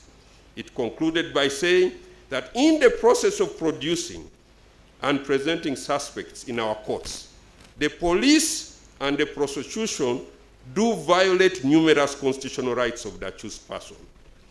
Yet, even where such violations are brought to the notice of the courts, the prosecutions go ahead as if nothing has gone amiss. We think it is high time the judiciary reclaimed its mantle and applied the law to protect fundamental rights and freedoms of our people as the Constitution requires. The Constitutional Court strongly worded condemnation of human rights violation has found parallels in many court decisions, vacating prosecutions where the accused has been subjected to acts of torture. The best one was the judgment of Justice Ochan in Uganda and Sekabira versus others. This decision has been replicated in several. So while we accuse the judiciary, we should also remember that in such cases, the judiciary has been actually pushing for the respect of the rights of accused person. And I will also briefly point out on the second category of rights, conscientious freedoms, especially the freedom of association and assembly, and I will highlight the Mwanga Kivumbi case and the Human Rights Network case. In fact, in the Human Rights Network case, Parliament enacted POMA again. This move was seen by many as an attempt to reintroduce the same unconstitutional restrictions, and the new name, the Constitutional Court, saw through this. It demonstrated remarkable courage to call out the state on its blatant abuse of power. The third one, which I want to highlight, is the right to a fair hearing. There is again extensive jurisprudence by the courts on the set of rights outlined in 12 clauses of Article 28 that constitute the foundation of the justice system. I will not dwell on this. I have highlighted it in the paper, but we are today very familiar with the Kabazinguruka case, whose ruling was delivered by the Supreme Court on January 31st, 2021.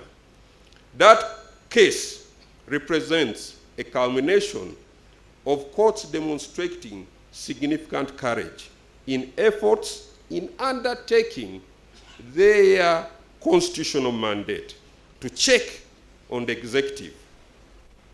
And in ruling the way they did in the Kabazinguruka case, the court was standing on a number of several other cases.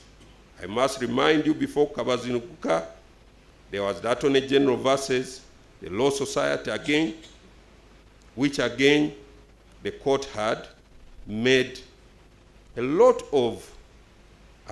emphasis on the challenges around the General Court Martial and how it's constituted. For me, two cases that I think I have been called by friends from the Commonwealth, from the Ugandan judiciary, to say how they are not only helping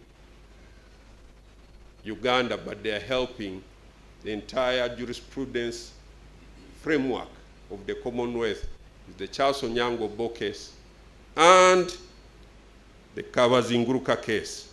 Because the case of Kabazinguruka, we must remember that the Supreme Court emphasized that military courts are unsuitable for trying civilians because they lack the necessary competence, independence, or impartiality as required by Article 28 of the Constitution. Of course, this was a much more weighted decision than the decision that Ben Kiwanuka passed, just granting a habeas corpus to only one person. I don't know if the Supreme Court had been in those days, what would have happened. But we all thank, again, the executive that they listened. Of course, there may have been other things following, but we are not where we want to be, but we are also not where we were. We are not where we were. Because if this KIWANUKA decision had been issued in the 70s, I don't think we would have had a Supreme Court today. We would not be here. But again, for me, I celebrate this as a mark of judicial courage. And I only shudder seeing what is happening in Uganda. I shudder to imagine what would have happened if the Supreme Court had decided otherwise by not striking down the challenge provisions of the military law that permitted trial of civilians before the military court. I shudder what would have happened. But the boldness of the decision reminds us that there are still people in the judiciary who are listening to the echoes of Ben Kiwanuka's voice against arbitrary power, against excesses. However, as we reflect, we need to raise the antenna. Because me, I am looking at my lecture from a point of saying a lot has been done, but more can be done. That is the premise of my lecture.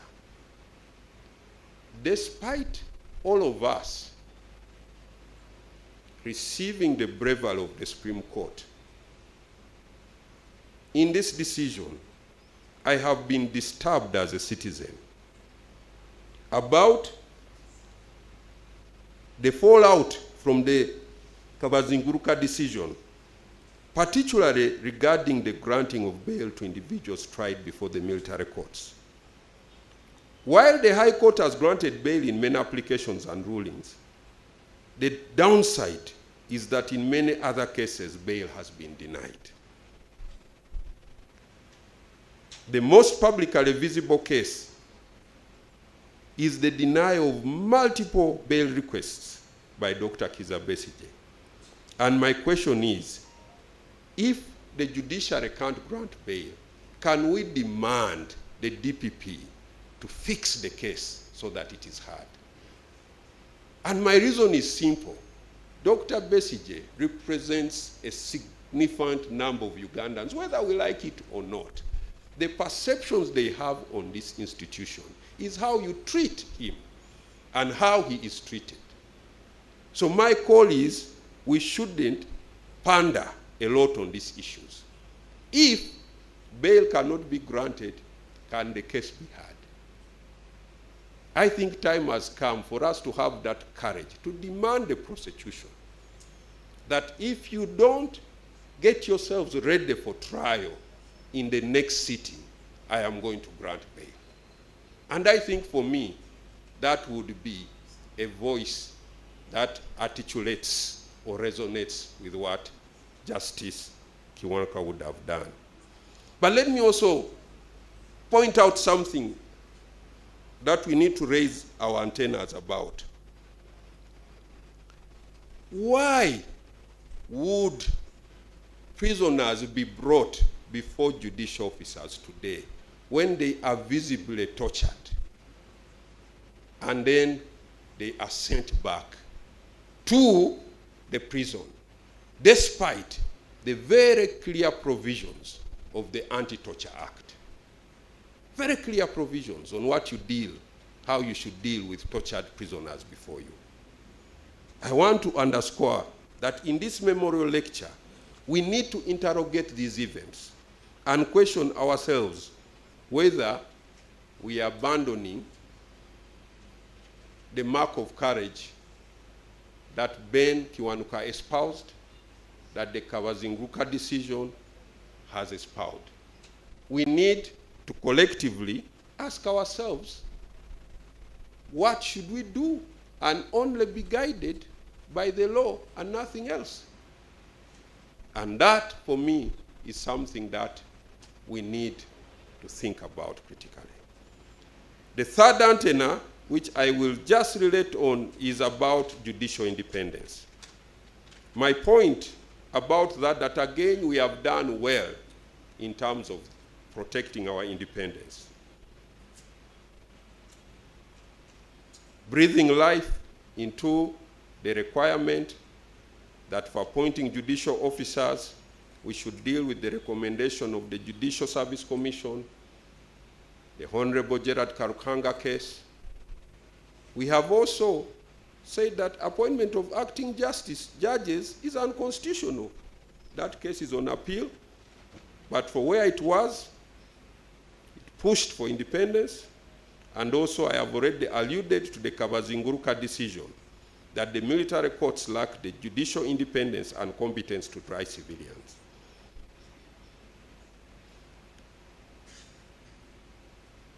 So as we reflect on our independence, the question beyond the system that has been established, the constitutional system, my question to all of us is, in line with the spirit of Benedicto Kiwanuka, as demonstrated in the Stewart habeas corpus application, what should our output be when confronted with such challenges? Is our judicial making, as reflected in judgments, rulings, orders, and free from bias or external influences? Is the question. Is my action as a judge advancing judicial independence? Looking at Benedicto Kiwanuka, we learn about the dangers. All of us must be reminded about the dangers of unchecked authoritarianism and the importance of accountability. Amin's regime thrived on impunity, and Benedicto Kiwanuka's unacknowledged execution shows how dictators manipulate stories to evade justice. Benedicto Kiwanuka's story is also about something larger. It's about idealism. It's about the country we all want to see. It's about the principles we all want to espouse. What should the Ugandan society expect of us to define for them what the society should become? And I draw guidance from the wisdom of Feroz Nauroji, senior counsel, the late senior counsel in Kenya, who was a personal mentor to me. And I had the occasion to invite him in 2018 at the pre-AGM of Uganda Law Society. In his address to the members of the Uganda Law Society, this is what he says. He said, and I quote him, "Ideals do not create a country, but no country can exist without ideals. The rule of law does not emerge only from ideals, but there can be no rule of law without ideals. Democratic gains are not attained only by ideals, but there can be no democracy without ideals." This is of importance and immediacy to lawyers, because our ideals are often the same as those of our nation. Because also many of our profession's ideals and the individual lawyers' ideals are written into our constitution. Rule of law, justice, equality, and social justice. And further, because not only does our work impact upon national ideals, but much of our work brings about the actualization of our national ideals, or is an attempt to that purpose. The late SC was speaking to lawyers, but his message should resonate with every one of us, judges, lawyers, scholars, students, legislators, enforcers. And while we are still at it, we should also remember the fourth antenna of the role of the independent legal profession. While this lecture celebrates Benedicto Kiwanuka in his brief tenure as Chief Justice, we must not overlook the fact that he was a lawyer first. Historical records indicate that Benedicto Kiwanuka was in private practice from 1956 to 1959. And his legacy as a private practitioner was summarized by Dr. Semogerere in a paper he presented many years ago. He said that once settled in private legal practice in 1956, Kiwanuka immediately shot in the limelight. He became the defender of the courts of law, of victims of injustice, and those denied due process of the law. And I think that's what the Attorney General was saying, that even as lawyers and all of citizens, we have a role to defend the judiciary. The side of Benedicto Kiwanuka, as far as the legal profession, reminds us that the legal profession is the assembly line for judicial officers. More importantly, it is part of the bulwark for the rule of law. The legal profession stands between tyranny and the rule of law. And it hurts me to say that the recent happenings between the bar and the bench are not healthy. And all of us must reflect and recognize this, but more importantly, we must all pick the pieces and fix what is broken, because we need each other to defend the rule of law. The bar needs the judiciary. The judiciary needs the bar to advance the rule of law. And it is therefore crucial that we all work for an independent legal profession. Because as we are taught in law school, as we are reminded when we are students in university, that lawyers are expected to understand and believe that no power should be limitless, no discretion absolute, and no office unaccountable. And writing on the role of the legal profession as barriers to tyranny, Timothy Snyder observes that when political leaders set a negative example, professional commitments to just practice become more important. It is hard to subvert a rule of law state without lawyers, or to hold trials without judges. He advises caution in a way the legal profession should behave. He guides further that at all times, professional ethics must define who we are, and we don't exist to just follow orders. Therefore, an independent legal profession that allows its members to practice law with courage and selflessness is something that can help us to pursue and uphold the legacy of Ben Kiwanuka. I will just highlight and then go to my conclusion by saying the fifth antenna, where the judiciary has done very well, is again in fostering a climate of legality. And there are so many cases. I have mentioned the Public Order Management Act. I have also mentioned the Human Rights Network case. But despite this climate of legality, we still see a creeping use of executive orders that often conflict with court decisions. But the courts have been forthright to state in some instances that neither government policy nor presidential directive, not anchored in legislation, has any legal force to confer a right or interest. Nonetheless, we see some individuals continuing to subvert the provisions of some of these decisions.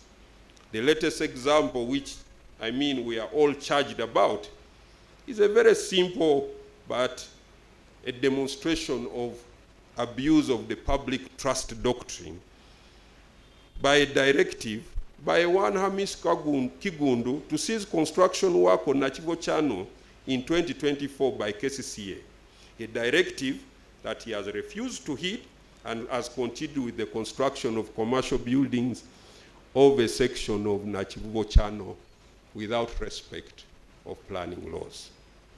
The problem with such cases is that they fester a climate of illegality. Such a climate was probably at the back of Benedicto KIWANUKA in 1972, because he had experienced what it meant by banning political parties in 1969, and he had been in prison at Luzira under the 1967 Public Order Act. In total, he had spent 13 months in Luzira. So when we see such things, we come out on such days to remind all of us, me inclusive, that this country is only better when we create a climate of legality. Let me end by saying that Benedicto KIWANUKA, for me and all of us, is a call on us to have courage. To have courage. Friends, we need courage today. Courage is very important, because if Uganda is not governed by law, then we will go back to where we were. We need to summon the enduring spirit of a man who dared to believe that Uganda could only be governed by law, and a man who paid the price for that. We need to pick up from him and push ourselves to build Uganda on the principles that are important for nation building: good governance, democracy, accountability, and respect. And we do this by reflecting on the theme of today. That theme should resonate with us, and it should ask us very simple questions. How am I advancing Benedicto KIWANUKA's legacy? What will future generations say about me? Will they say that in every ruling, every dissent, and every deliberation, I affirmed that jurisprudence, rooted in fairness and justice, that jurisprudence that could stand the test of time, the weight of power, and the shadows of prejudice? Will they say that I fought for justice when it was difficult? Will they say that I stood strong when it was risky? Will they say in the years to come that I understood the timeless truth, that the rule of law is never self-executing, but lives through the integrity of those entrusted to uphold it? Will they say that I continued the legacy sparked by KIWANUKA's sacrifice? The answer must be yes. For his legacy shouldn't just be a monument to admire. It's a mission to carry on. Each of us, judges, advocates, legislators, leaders, and citizens, must accept the responsibility to uphold justice with courage, no matter the cost. Judges are not mere technicians of statutes, but the very conscience of justice. The judicial oath grants us the freedom to demand a higher standard from the judiciary, and that standard is to refuse to compromise. To honor Benedicto Kiwanuka's legacy, we must therefore defend justice. In our current context, this means we should be very deliberate about fostering a culture of civic courage. And by so doing, we truly will be honoring him. And in defining judicial courage, I will pick again from the Chief Justice Emeritus of Kenya when he was talking to us on such an occasion many years ago. He said that in my view, judicial courage means the defiance of pressures, influences, and duress based on the following attributes: the fidelity to the Constitution, the oath of office, and the law. Individual and personal courage is important. I believe the readiness to die for causes of judicial independence and integrity is the ultimate judicial courage. Personal courage, therefore, is not a desirable trait, but a vital quality that enables judges to uphold judicial independence. In Uganda's context, with the ongoing political pressures, and like the Minister of Justice has ably testified, necessary executive overreaches because the executive looks at things from their angle. Societal influences that the Attorney General has talked about, this courage is crucial for safeguarding this institution and maintaining public trust in it. Our duty remains to do what is right, inspired by courage. We should always seek to find strength in the example of men like Benedicto Kiwanuka and push ourselves to the greatest extent by demonstrating personal courage. If for no other reason, for the reason that at least one, it will protect the independence of the judiciary. If for no any other reason, that it will uplift the Bangalore principles of judicial conduct.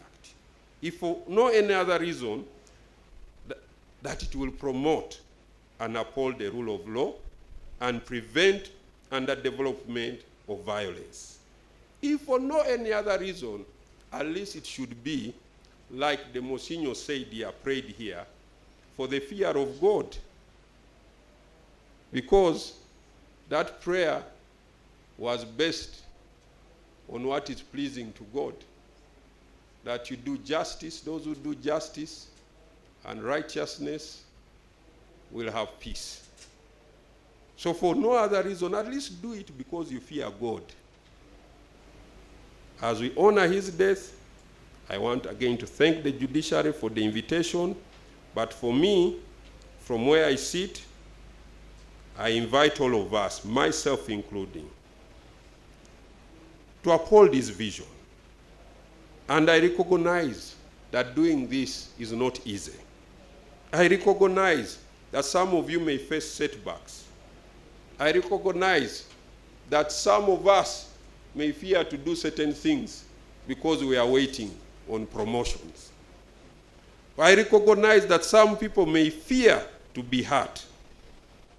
I recognize that some people may fail to do certain things because they fear that somebody will yell at them.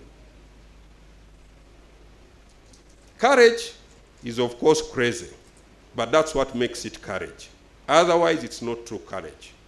But my invitation is that despite the fear, courage empowers us to do things others cannot or will not do, such as the things that people think you shouldn't or can't do. After all, like Martin Luther King once said and reminded us many years ago, when we straighten our backs, we may be beaten, but we can't be ridden. Thankfully, I have been here practicing law. I have seen even when these decisions have come out, what I have seen is just human anger, but not the anger to make life very difficult for any judicial officer. I have not seen anyone disciplined, dismissed for the way they have ruled. But there will always be political pressures. There will always be political anger. But the people at the other side recognize that you only do your job when you do the right thing. And doing the right thing is when you are courageous. And that is something that can be done. So let me end by saying all of us must promote the rule of law. We need to safeguard judicial independence. We need to ensure fair trials. We need to fight the twin evils of impunity and corruption. And let us also remember this very fact that the government is tasked with guiding society towards justice. But society depends on the judiciary as a last resort of protection. That we should never forget, especially for the vulnerable and oppressed. I don't know what happened to Daniel Stewart after he was released. I've not followed up the story. But it looks like, weak and vulnerable as he was, it only had to take the courage of one man who we are celebrating today, Benedicto KIWANUKA, to have him out of jail. And that, for me, is a reminder that this institution, this job we have, must always help us, help the weak, the vulnerable, and the oppressed. But let me also say, this will require bold leadership. I want to thank the judiciary for bold leadership in introducing many things, innovations such as ADR, innovations such as digitizing, though of course I stress that we still have to also pick that Benedicto KIWANUKA spirit and deal with certain things that are ailing the institution. I have one in particular that I think we need to resolve, the ailing criminal justice system. My Lord Chief Justice and Madam Speaker, we need to collectively deal with the issue of the remand problem in Uganda. The trial by sessions is not working. We cannot have more prisoners in remand than those convicted. That is something that we all collectively must deal with, as advocates, as government, as the judiciary. We have very many people in remand, and we need to get ways with dealing with that.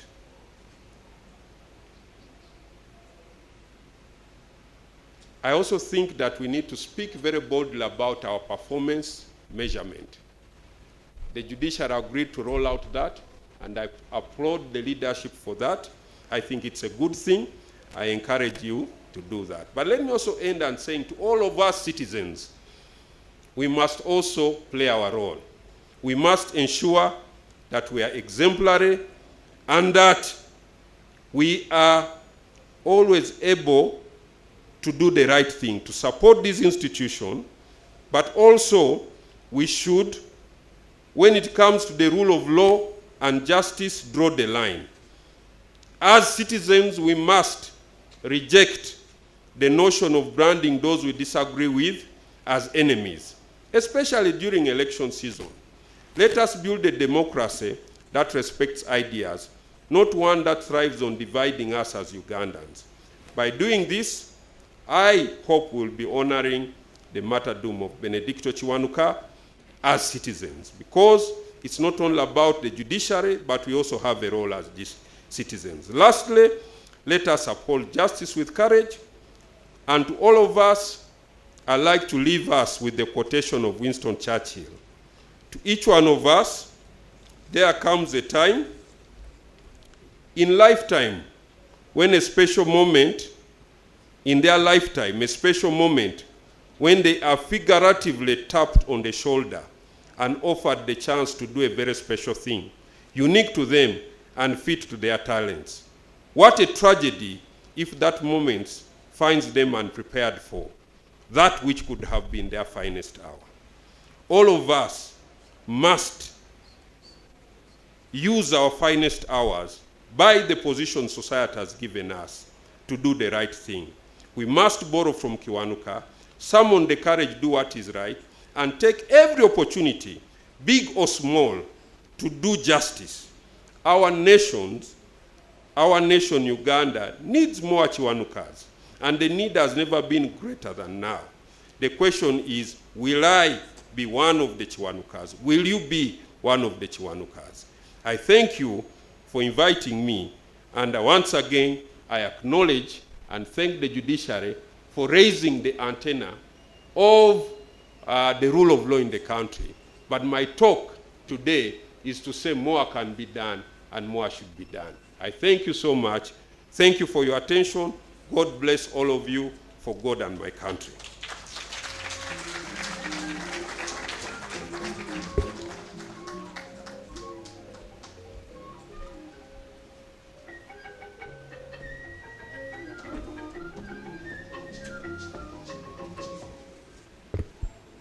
Thank you very much. Another round of applause for our keynote speaker.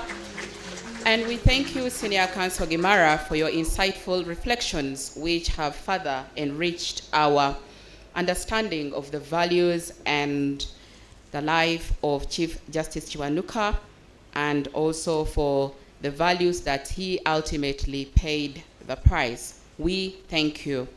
Now, Right Honorable Speaker, this is the moment we have also been waiting for. The question of who the awardee will be this year is going to be answered in a few minutes. And with that, Right Honorable Speaker, allow me to invite the Acting Honorable Principal Judge to come and run this part of the program by presenting the citation of the awardee. My Lord, you are most welcome.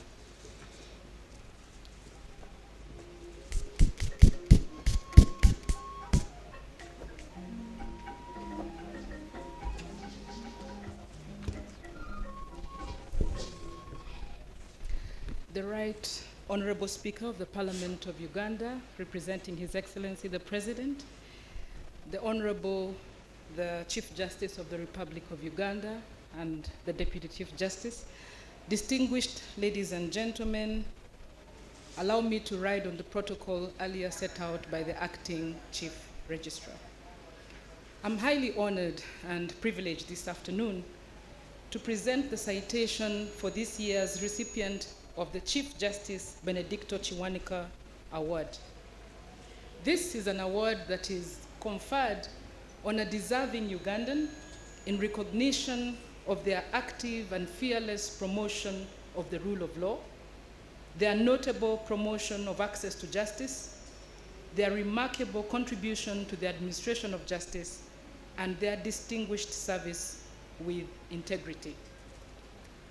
This year's awardee stands out for being indefatigable in the dispensation and administration of justice and in defending the rule of law for over 4 decades. He was born on April the 5th, 1955 in Bushenyi, Uganda. He obtained a Master's of Dispute Resolution from Pepperdine University in the United States of America in 2024 and a Bachelor of Laws degree from the University of Dar es Salaam in 1980. He was then appointed as an assistant lecturer at Makerere University in 1981 and joined the judiciary as a magistrate grade 1. He rose through the ranks to chief magistrate and registrar, also becoming an inspector of courts. He was appointed as chief registrar, where he served until he was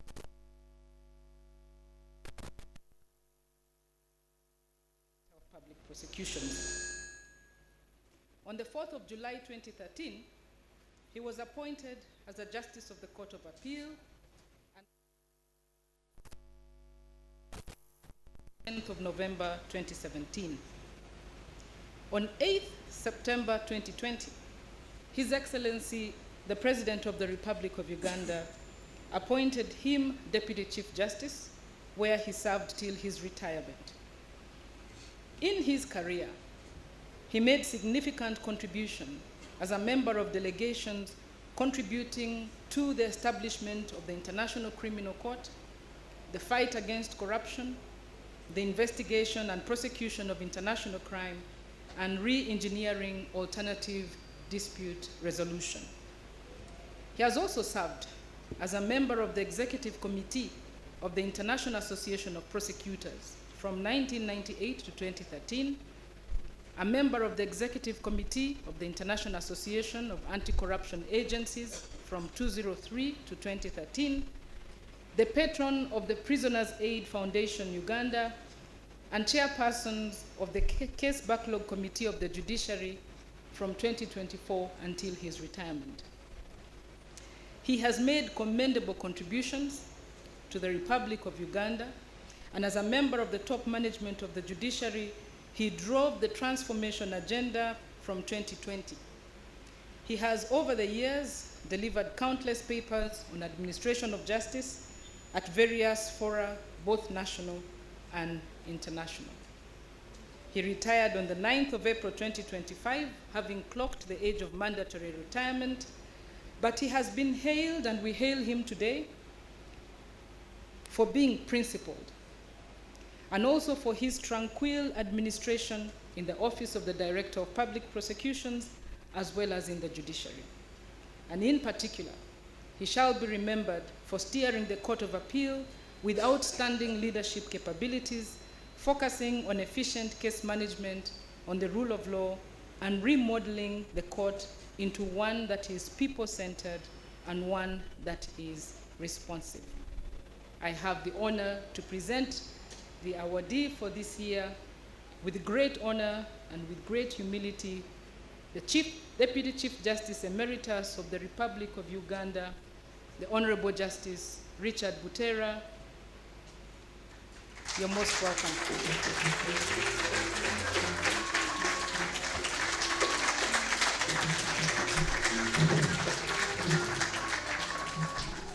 Yes, our chief guest, allow me at this juncture to with great humility, invite you to present the award to the Deputy Chief Justice Emeritus, Justice Richard Butera.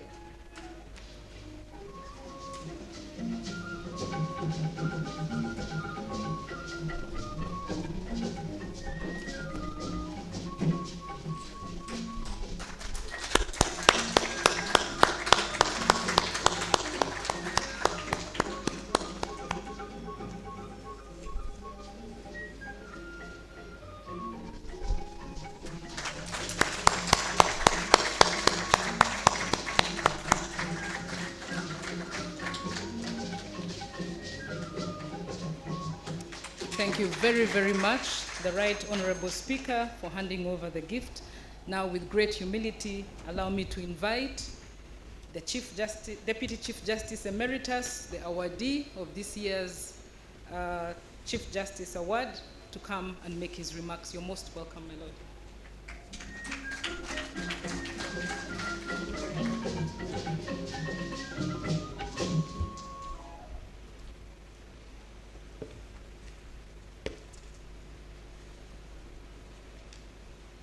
Right Honorable Speaker of Parliament, my Lord Chief Justice, my Lord Deputy Chief Justice, allow me to stand on the protocol.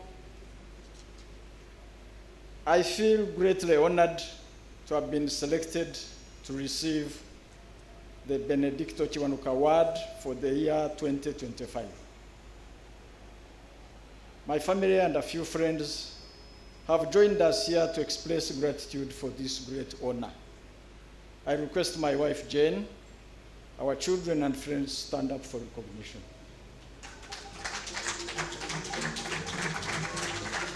Thank you very much. The award is in respect of my contribution to the growth of the judiciary and the defense of the rule of law.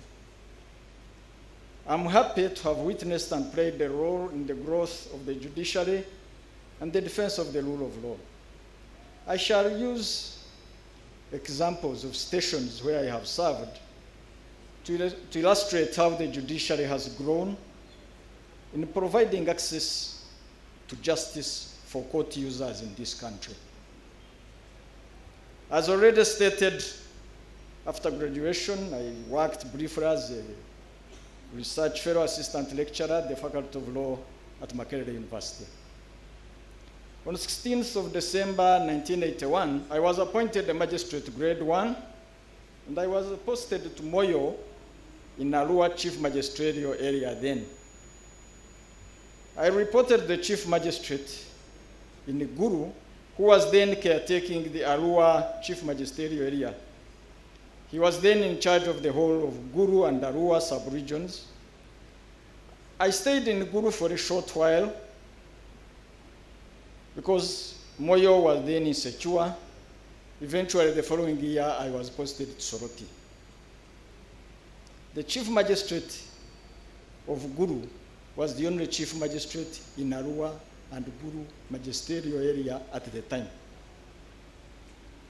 When I reported at Soroti in 1982, the Chief Magistrate of Soroti was then in charge of the whole of Teso and Karamoja sub-regions. I was the only magistrate grade 1 in the two areas. My Chief Magistrate and myself used to handle cases in the whole of Teso and Karamoja area. The majority of judicial officers then were lay magistrates. The situation was the same at the Chief Magistrate's Court of Mengo, where I was transferred in 1986, and later in Mubende. The majority of magistrates in all these stations were lay magistrates. I was the only Chief Magistrate in Mubende with one magistrate grade 1 stationed at Mitiana. As Chief Magistrate in Mubende, I used to hear cases at Mitiana on Monday and Tuesday. I would handle cases in Mubende on Wednesday and Thursday. I would then handle cases at Chiboga on Friday. In 1981, I was appointed a Registrar Inspector of Courts and later Chief Registrar. In 1993-94, government had a restructuring program for public service and for the judiciary, which was part of it. As Chief Registrar, I was appointed focal point person for the restructuring of the judiciary. There are two main issues I emphasized at the restructuring of the judiciary then. One, that there was a need to professionalize the bench by phasing out lay magistrates, who were the majority of judicial officers, and to replace them with professional lawyers as magistrates grade 1 and chief magistrates for the lower cadre. Two was that there was a need to increase the number of courts and the number of judicial officers in order to bring justice services closer to the people. Both proposals were accepted, but the implementation was slow. The professionalization of the bench was to be implemented in a phased manner. The lay magistrates were encouraged to go for training, and many did. They got law degrees and were recruited as magistrates grade 1. I'm happy that today in this audience, I can see some people that benefited from that. They are now judges and registrars. Others have retired, some may have died. Today, we only remain with about 10 lay magistrates remaining on the judiciary payroll. These two will be phased out. In 2015, the Chief Justice then, Honorable Justice Katulebe, ordered for a court census for the judiciary. The census established there was heavy backlog in the system. As a result, the Chief Justice appointed a case backlog reduction committee to find ways of handling case backlog. His Lordship appointed me then. I was a Justice of the Court of Appeal to head the committee. The committee studied the situation and made a report. The report laid out strategies for case backlog reduction. One of the main strategies we proposed was to increase the number of judicial officers and courts in the country. The shortage of judicial officers and a limited number of courts in the country, therefore, has been with us for a long time. A change to this to this situation has come up recently, and I'm happy to have been part of the process that gave birth to this big change in the administration of justice. In the year 2020, the President of Uganda appointed Chief Justice Owiny Doro as Chief Justice and I as his deputy. Shortly thereafter, the Chief Justice championed the judiciary transformation agenda that you have all heard about. Top management of the judiciary discussed the agenda and agreed upon it.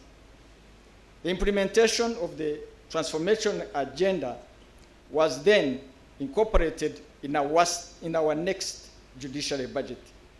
My Lord Chief Justice, I am happy and proud to have been your deputy and part of the top management committee, top management team that has done great work.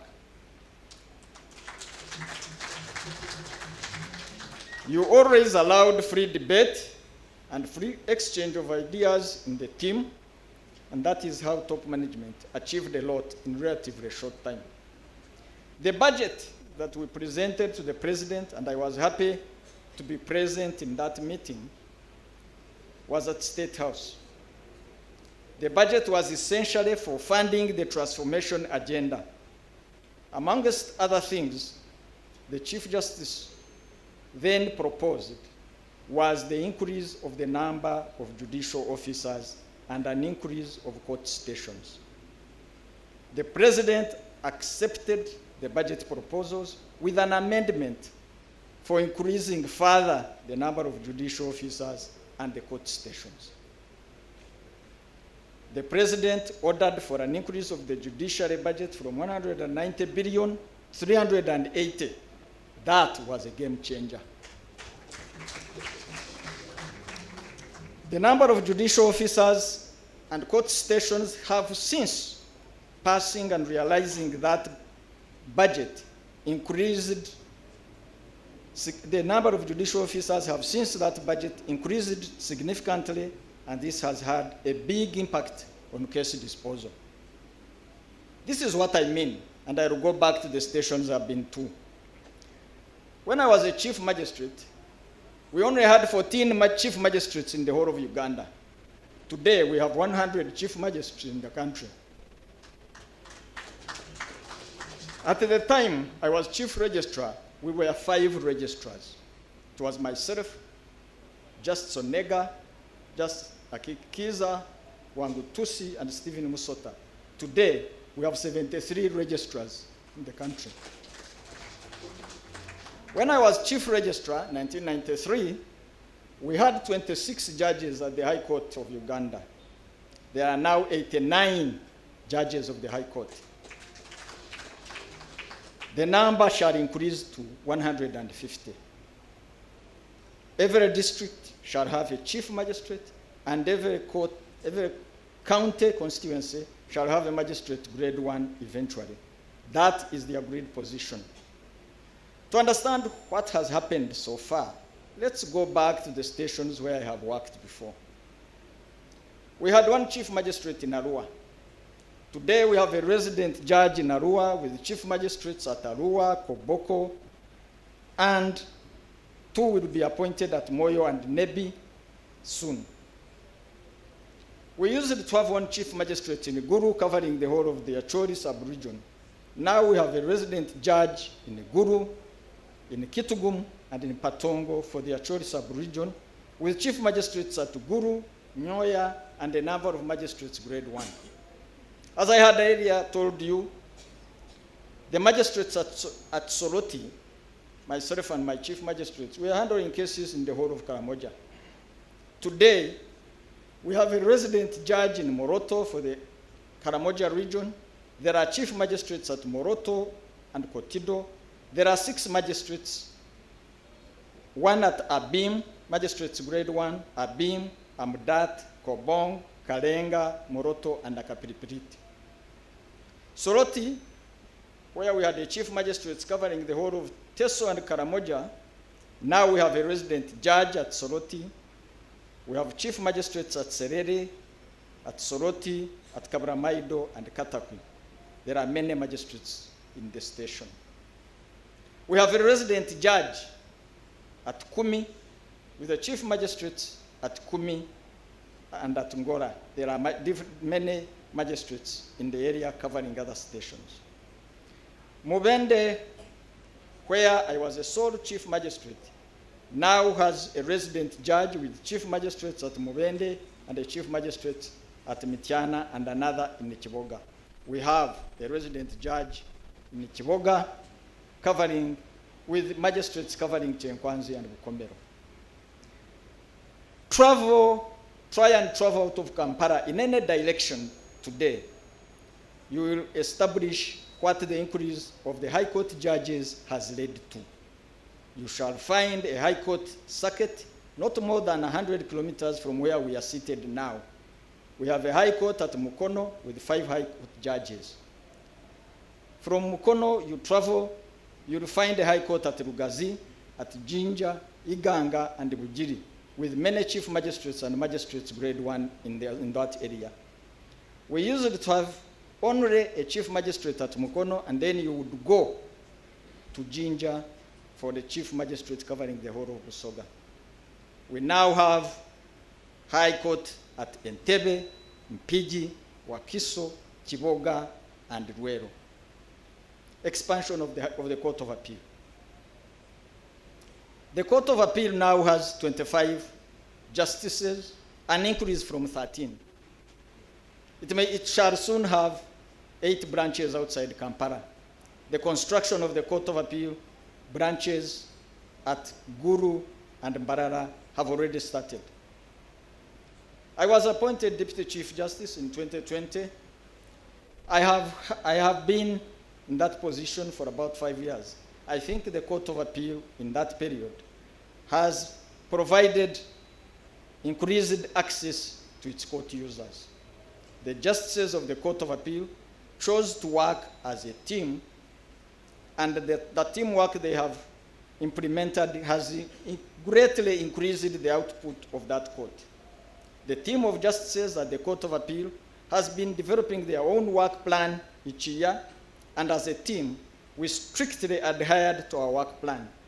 We held weekly meetings and used the meetings to assess our performance of the court and review what we needed to review to improve further. We continued to use these meetings, and we met throughout COVID using Zoom. We continued to write our judgments at home in the COVID period, and we delivered them online. COVID taught us that the Court of Appeal can hold short meetings. We used to do so because we stopped answering the preliminary questions. How are you? How is family? How are cows? How are goats? How are hens? In addition to the Kampala sessions, we have increased the number of sessions that we planned, both in Kampala and upcountry. We started with criminal sessions upcountry, but now the court is holding civil sessions as well upcountry. I have participated in the Court of Appeal sessions in Masindi, Arua, Guru, Lira, Mbale, Jinja, Masaka, Mbarara, and Kabale. In all these stations, the court users have expressed their relief that they now have their cases heard and disposed of at reduced costs and on time. That was delivery of justice to the court users by the Court of Appeal. The Case Backlog Reduction Committee that I was privileged to chair recommended the use of technology and ADR as useful tools for application in order to get rid of backlog. These two are part of the transformation agenda. The Chief Justice has put in place a committee for implementation of technology in whatever we do in the judiciary in order to improve delivery of justice to the population. I had a delegation last year to Tanzania. We visited the Tanzania Judiciary Situation Room in Dodoma. The Tanzanian IT experts have set up a system which is being managed in Dodoma that enables the Chief Justice of Tanzania and the Principal Judge to see the operations of each court on a daily basis, which cases are registered at every court, adjourned at every court, whichever courts have not worked each day are all reviewed by the Chief Justice and the principal judge on their dashboards in their own offices. And this is done instantaneously. I returned with and wrote a report for the Chief Justice, and I think this should be implemented. It's not difficult, it's not expensive, it's workable. I want to say that AI is here with us today. We cannot but adopt AI in the operations of the judiciary. The application of ADR was one of the strategies recommended by the Case Reduction Committee and was incorporated in the pillars of the transformation agenda of the Chief Justice. The application of ADR is an innovation that is currently helping in the delivery of justice to the people. People resolve their disputes in a cheaper manner. They also restore their relationships. Pre-bargain is one form of ADR in the criminal justice area that has already helped in the reduction of case backlogs. Mediation is helping resolve many cases. It is done faster than full trials. We should thank the Chief Justice for championing ADR because it's a wonderful mode of delivery of justice. I've had many successful mediations in my retirement. When the mediator and the parties find a solution to the dispute and they are all happy together, it is pleasing, and you may forget they had a conflict just before the start of the mediations. At the start, the challenge of the mediator is to teach the conflicting parties to be patient and to learn to talk and learn to listen to each other patiently. It is a very exciting moment when you see the same people rejoice before you when you have assisted them to find a solution for their own dispute. I shall add what we need to emphasize and should continue is training of judicial officers as a critical component of the reform of the judiciary and offering services to the people. The activities of the Judicial Training Institute should therefore continue to be a priority of the judiciary. I would have to conclude by stating that the judiciary has made great strides in the delivery of justice to the people of Uganda and has, through increased performance, promoted the rule of law. I am happy to have been part of this process in my working life and thereafter. Thank you very much, my Lord Chief Justice. Thank you very much.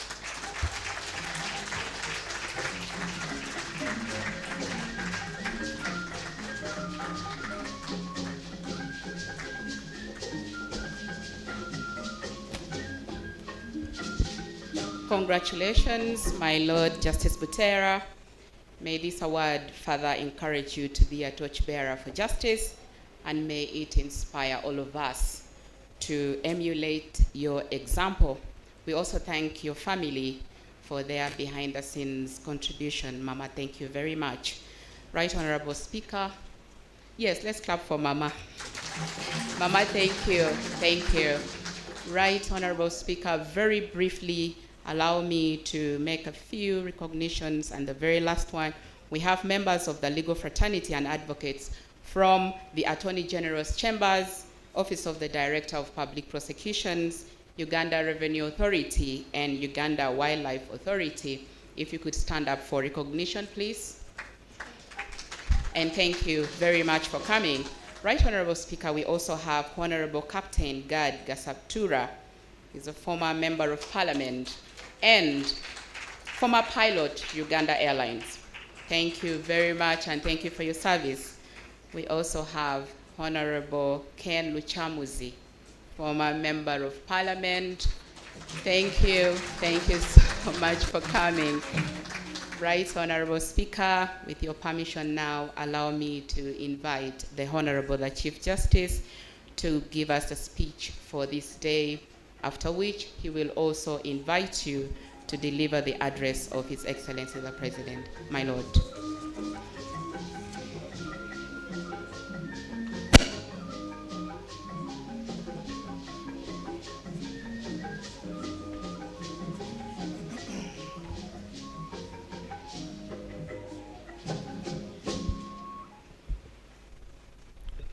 the Right Honorable Speaker of Parliament of Uganda, representing His Excellency the President of Uganda on this occasion, my Lord the Deputy Chief Justice, and all the judges and justices of our courts of judicature, Honorable Minister, Justice, Constitutional Affairs, the learned Attorney General, my two Chief Justices, Justice Benjamin Odoke and Bart Katurebe, my Lord, until recently my Deputy Chief Justice, members of the Diplomatic Corps, Your Grace, Archbishop of Kampala, and other members of the clergy of various denominations, above all, the family of Chief Justice Benedicto KIWANUKA. We are gathered here today, and this is an annual function to honor the memory of Chief Justice Benedicto KIWANUKA, whose life was cut short, and the reasons for that demise have been well stated over the years. Even today, a number of speakers have clearly stated how he lost his life. I just want to say 2-3 things, and then I invite you, Right Honorable Speaker. One,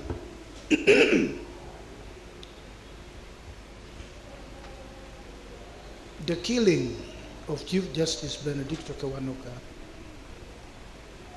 was an affront of one of the key elements of any constitutional dispensation, the independence of the judiciary. Whatever the reason was, it was an affront, it was an infringement on the time-honored independence of the judiciary. We've dwelt, excuse me, we've dwelt on Chief Justice Benedicto KIWANUKA because he paid the ultimate price.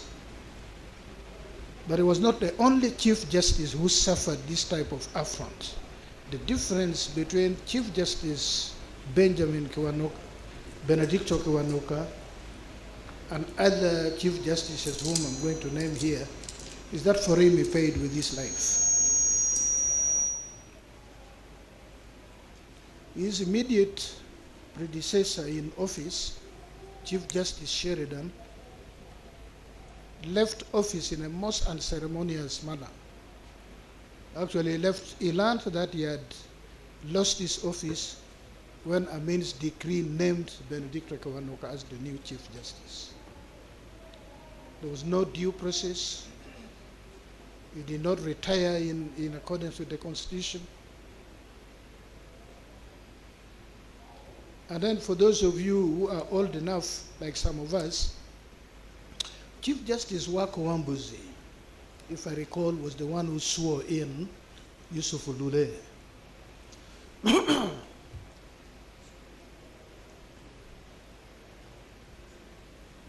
When President Apollo Milton Obote came back to power in 1980, he swore another Chief Justice. Chief Justice Wambuzi was not subjected to any due process. His immediate successor, Chief Justice Masika, the moment Obote's government fell, there was a new Chief Justice, Allen. I don't know whether he was sworn in as substantive or he was merely holding the fort. But the last act of prominence that he did was to swear in the new president, Yoweri Museveni, on the steps of parliament. I don't remember any due process. He was removed, and Chief Justice Wambuzi was sworn in again. It is my two seniors here, Chief Justice Benjamin Odoke and Chief Justice Bart Katureba, and I hope myself, who have not suffered this affront, in that they served up to the end of their tenure in accordance with the Constitution. So when we speak about Chief Justice Benedicto KIWANUKA, speaking about how the judiciary of Uganda, the top leadership of the judiciary of Uganda suffered over the years. It's about the lack of respect for the independence of the judiciary. The second leg of this, and over the years this has been said, Benedicto KIWANUKA was courageous. Even today, I think our keynote speaker has dwelt on the courage of Benedicto KIWANUKA. I've been reflecting on this even before I listened to you. I doubt that Benedicto KIWANUKA was courageous.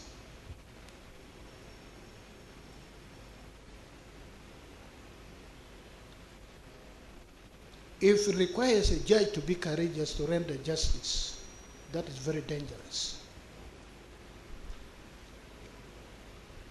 To my understanding, Chief Justice Benedicto KIWANUKA was a conscientious person. A man who stood by his oath, which are the principles that govern the exercise of judicial mandate. To serve without fear, without favor, without affection, and without bearing ill will against anyone who seeks justice before you.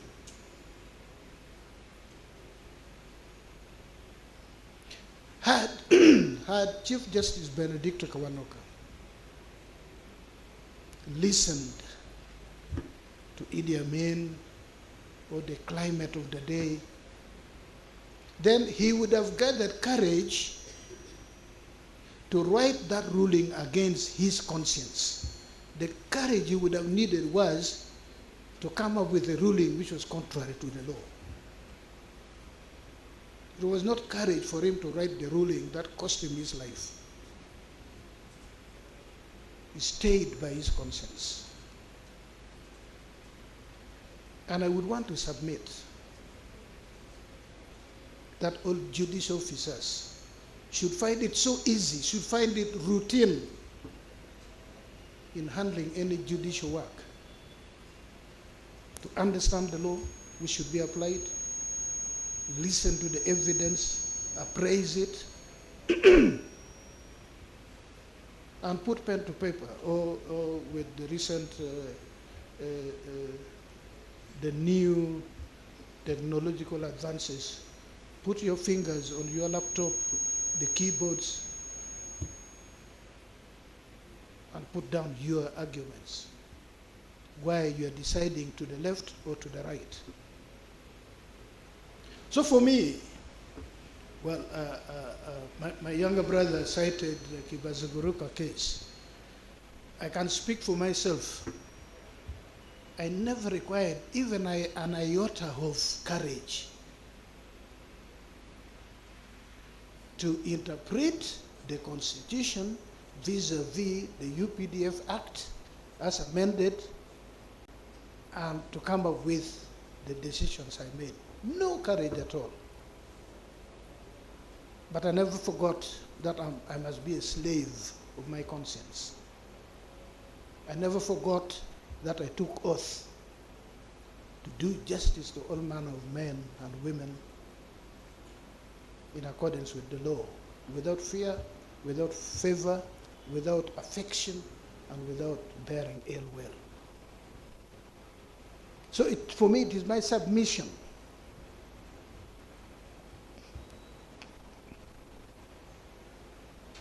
one could have talked of courage if it were true that out there is someone, for instance, the executive, the head of state, the Minister of Justice, the Attorney General, was always breathing on my neck from behind and say, you must write judgment in this case to the right, not to the left.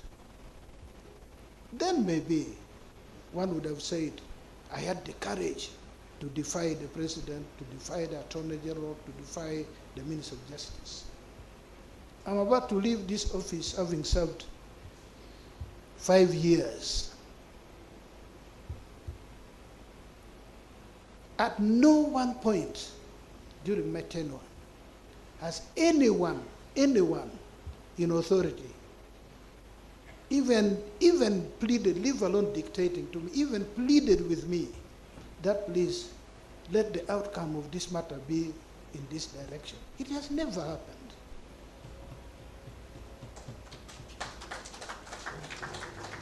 I should like to believe even my predecessors, the two of them are here, and by the way, Chief Justice Benjamin Odoke, Chief Justice Bat Katurebe, and Chief Justice Waku Wambuzi, the three were still alive. I know them very well. They are not made of straw. I think some of them would have put it in their judgment if somebody had approached them. That I was approached, they would have had the decency of not naming who that person was, but they would put it in their judgment. So this notion that there is somebody out there who speaks to judicial officers demanding or pleading that a decision must go this way, I do not know where it is coming from. It's a figment of imagination of those who do not wish the judiciary well.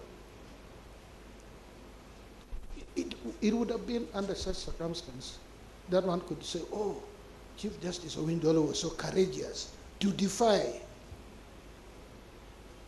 In the case of Benedicto KIWANUKA, it was Idi Amin who was defying the Constitution, was acting in defiance of the Constitution, in defiance of the provisions for upholding the rule of law.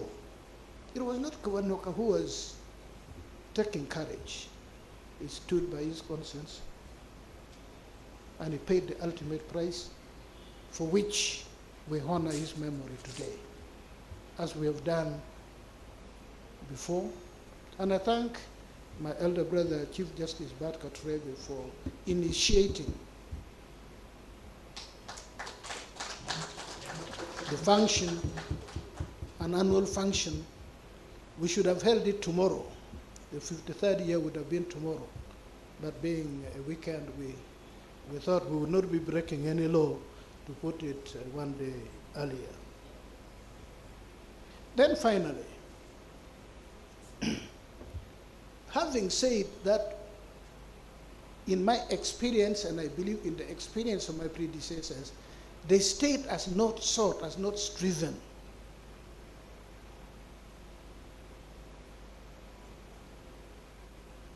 to infringe on our independence. Having said that, where is the problem? The problem, let me state it very clearly.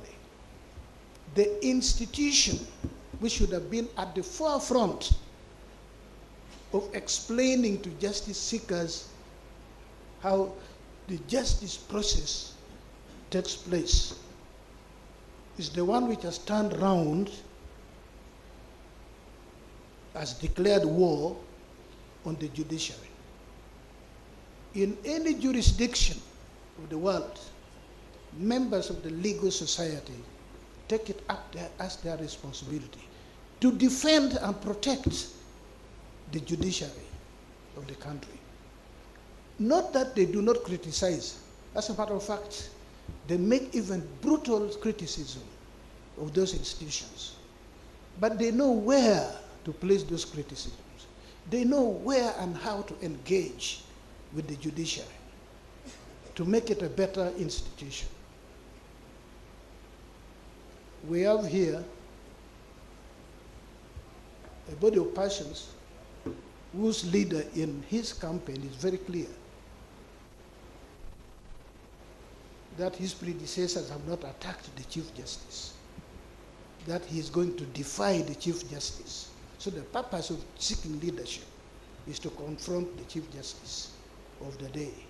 I do not know whether if this Chief Justice leaves office, there's going to be now rapport. I do not know. I really do not know. So when you talk about affront to the independence of the judiciary during my time in office, it's not from the state. It's not from any powerful person who holds a political office. It's from my supposedly chief champion, the one who should make people, the one who should defend me, the one who should come and engage with me and tear me to pieces in the right forum and in the right manner. Chief Justice Benedicto KIWANUKA did not suffer this. None of the Chief Justices that I know of. You heard the Honorable Mao saying, I'm the most cartooned Chief Justice. I always laugh because I think they enjoy my handsome face. That's why they cartoon it. I never take offense. Yes. My plea is, okay, before I take my plea, I state my plea. Take the issue of bail. What is the constitutional right to bail? This part has been resolved by judicial decision. I get amazed that people still make statements as if there's no jurisprudence on issues of constitutional right to bail. The Constitution says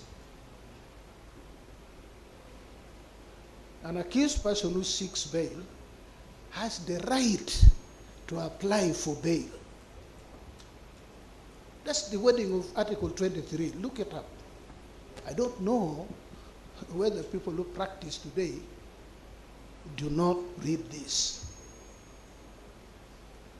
Then the Constitution gives the judicial officer before whom someone seeks to be admitted to bail the discretion to determine whether or not to admit such a person to bail. That cannot be called a right. It is actually what I call nonsensical argument. That for a lawyer to come and speak politics in court and outside, a right to bail, really? Even for mandatory bail, where an accused person has spent the statutory period on remand, the court must say, I grant you bail, but the discretion is still left with court to determine the terms of that admission to bail. It's not like say, oh, you spend 5 years, you go home. No. Anybody who went to law school would know.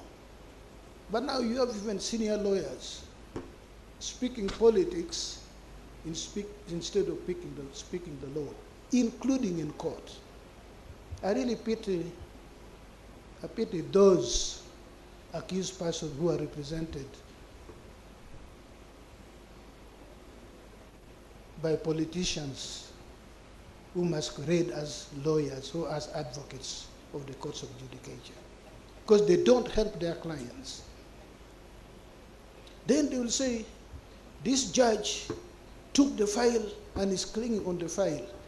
I am head of the judiciary of Uganda. Let me be on record today. No judge in the courts of judicature of Uganda can allocate himself or herself a file. Cannot happen. There's a process, and did not start during my time. It's a time-honored process. You find you've been allocated a file. And if you're not happy with that judicial officer, you do not go on a podium in the marketplace, on a window market, and say, this judicial officer, this, no. You go before that person and say, we're seeking that you relieve yourself It is called recusal of this case, and give the reasons. And the judicial officer is supposed to pronounce himself or herself. That's how things are done. Not to drag judicial officers in the mud. I would understand if it was the ordinary person who does not know. But if it is my chief warrior who's turning the spear or the weapon round against me, it's a very painful thing. Very, very painful thing that dishonors the memory of Benedicto KIWANUKA, by whom legal practitioners of the day and thereafter have stood.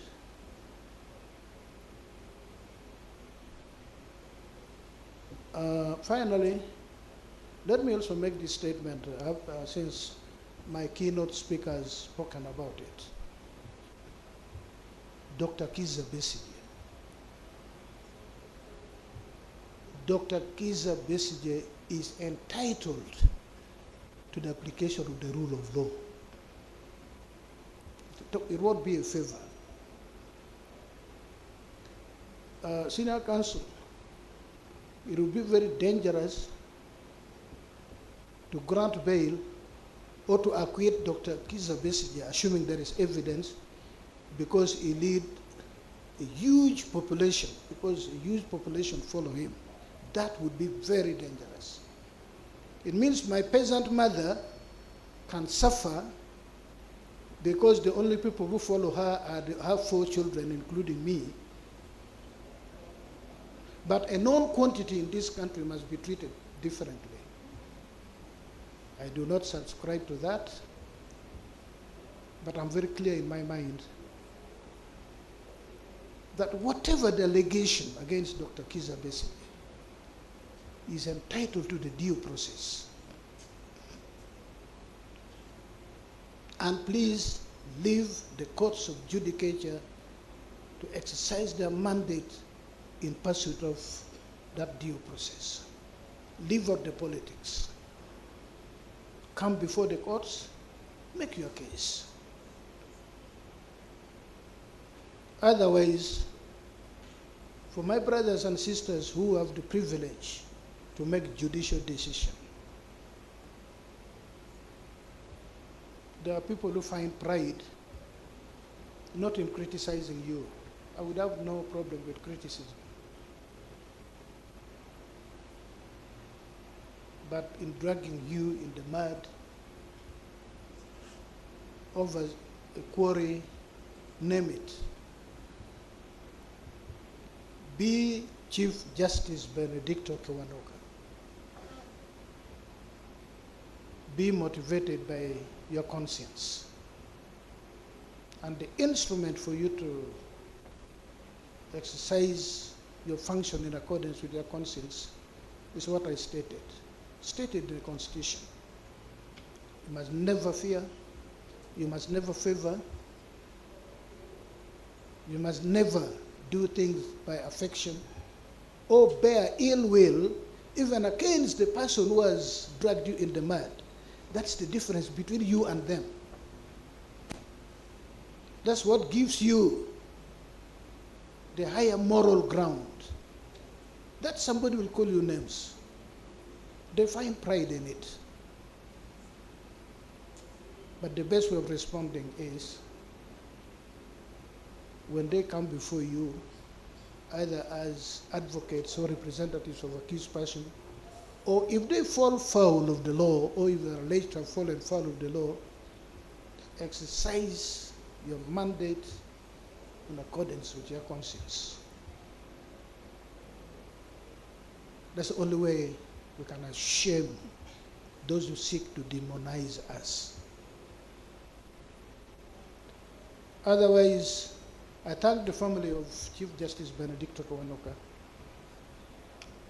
You can walk with your head high up in the clouds because of the head of the family. Because I've read things about, he was warned, he was said, you better flee. He said, I've done nothing wrong. When he said, I've done nothing wrong, he was not saying I have been courageous. He was saying, look, I've acted in accordance with my conscience, my understanding of the law. That's what he means by saying, I've done nothing wrong. And we rededicate ourselves, each one of us, to be a Chief Justice Benedicto KIWANUKA. Thank you so much. May the Lord God bless all of us. With these few remarks, Right Honorable Speaker, I call upon you to come and speak to this congregation. Thank you.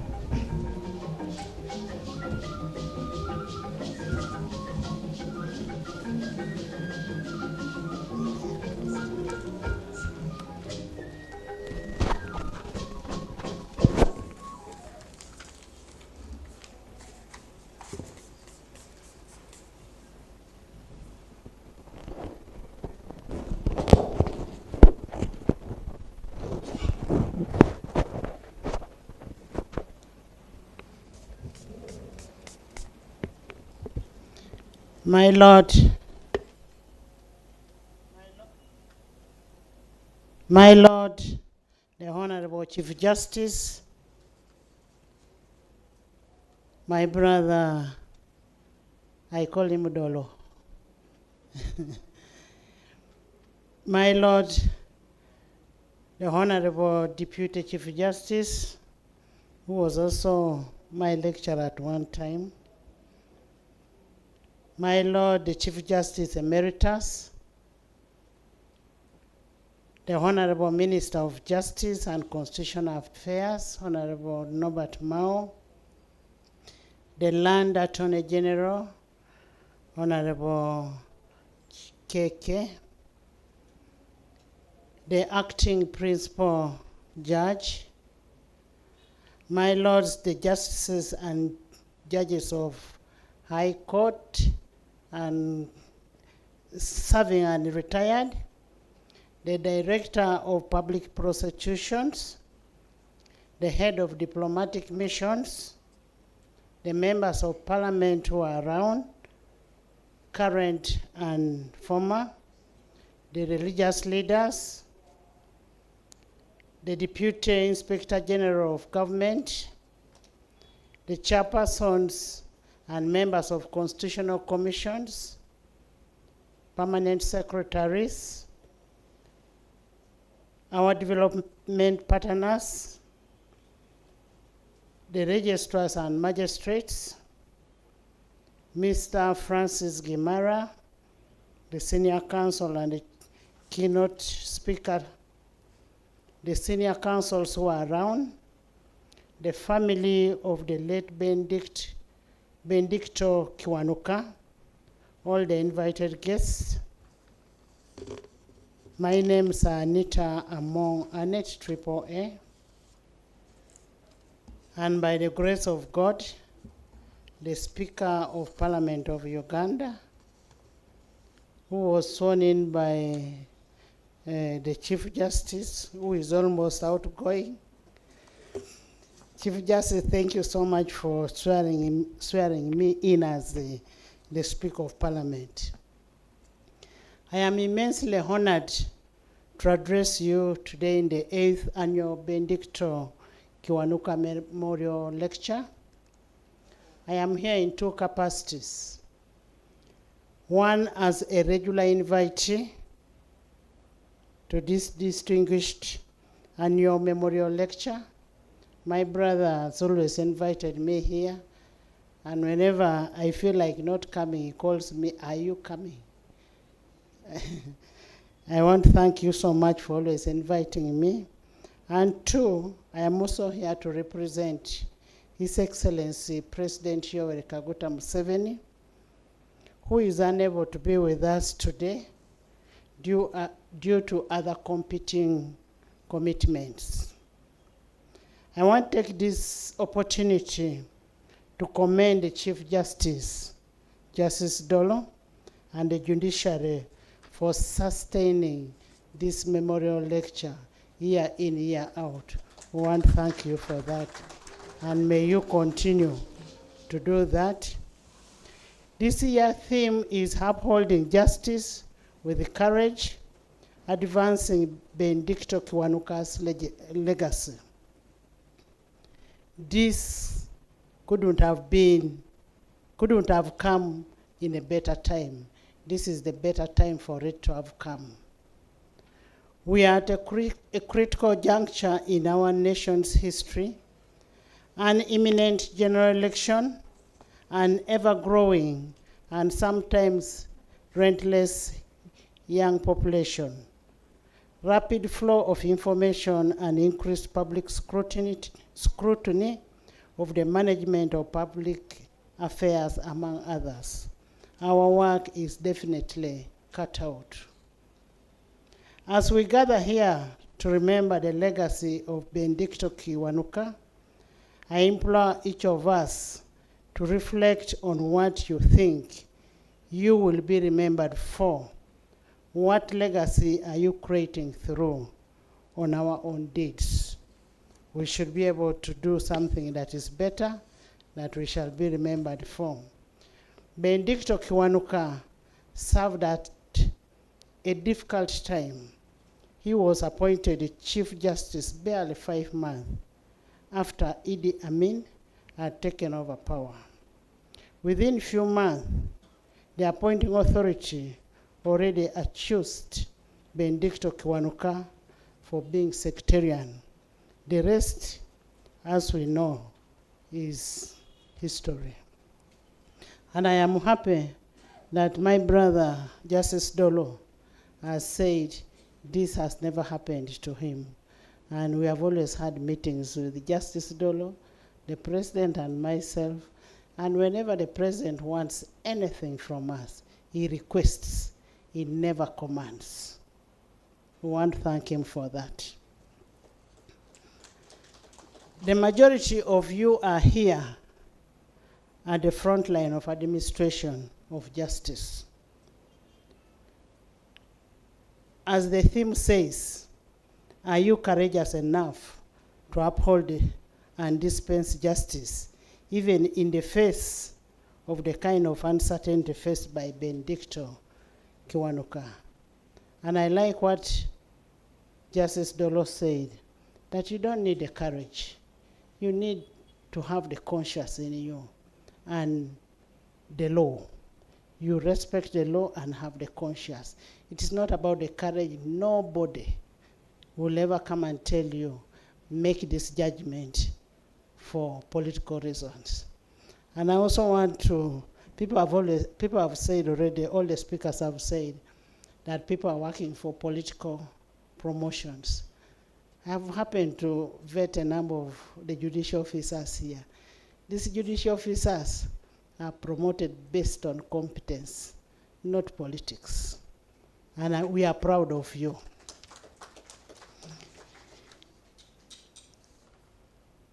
As we move on, I want to respond to something that my brother, Honorable Francis, said on the issue of remand versus convicts.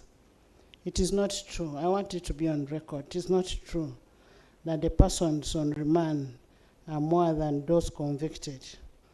The judiciary reversed this. We have more convicts than the remand persons. This must be corrected.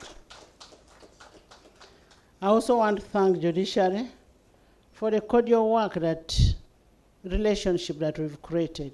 We no longer have those things of stupid orders. We don't have them. We want to thank judiciary for working together with the executive and legislature.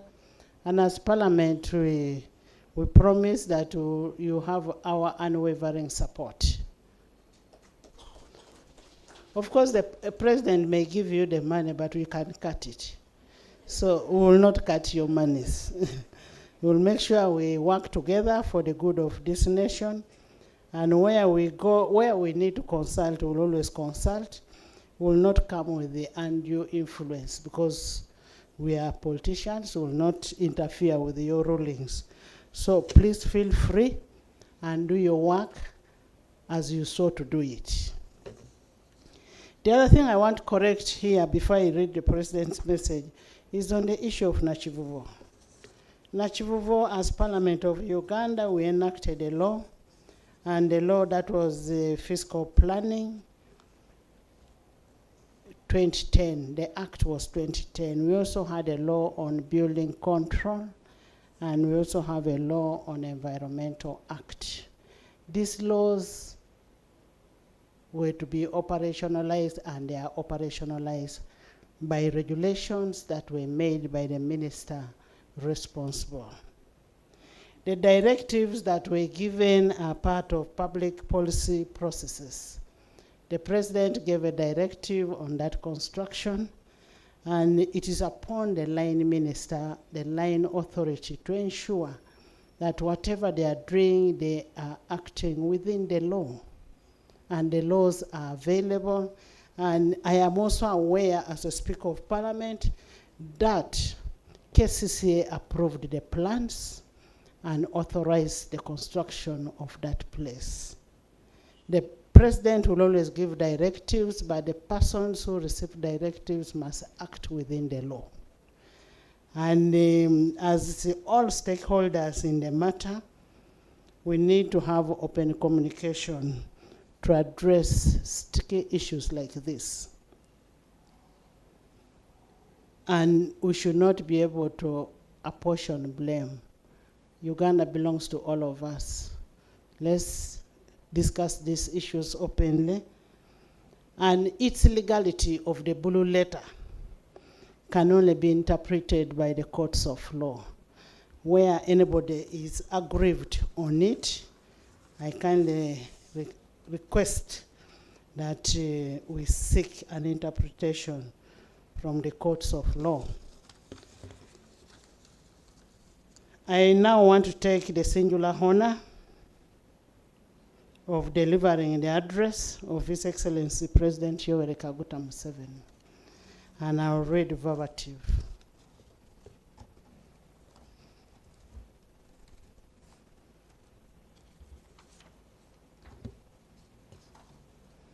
I want to thank His Lordship, the Chief Justice, for inviting me to preside as a chief guest at the 8th BENEDICTO KIWANUKA Memorial Lecture.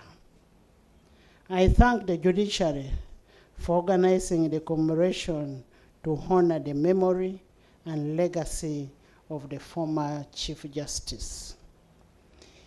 In the early 60s, I joined the Democratic Party, which was at that time led by BENEDICTO KIWANUKA.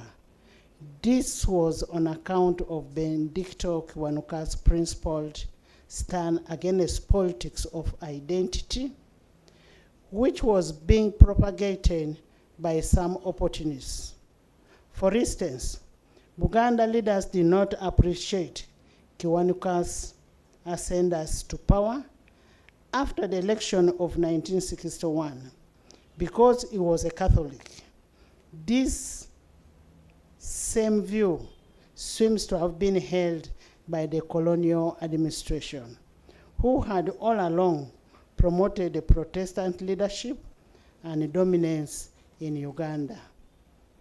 In 1961, the Kabaka Yeka Party was formed to protect the threatened position of the Kabaka.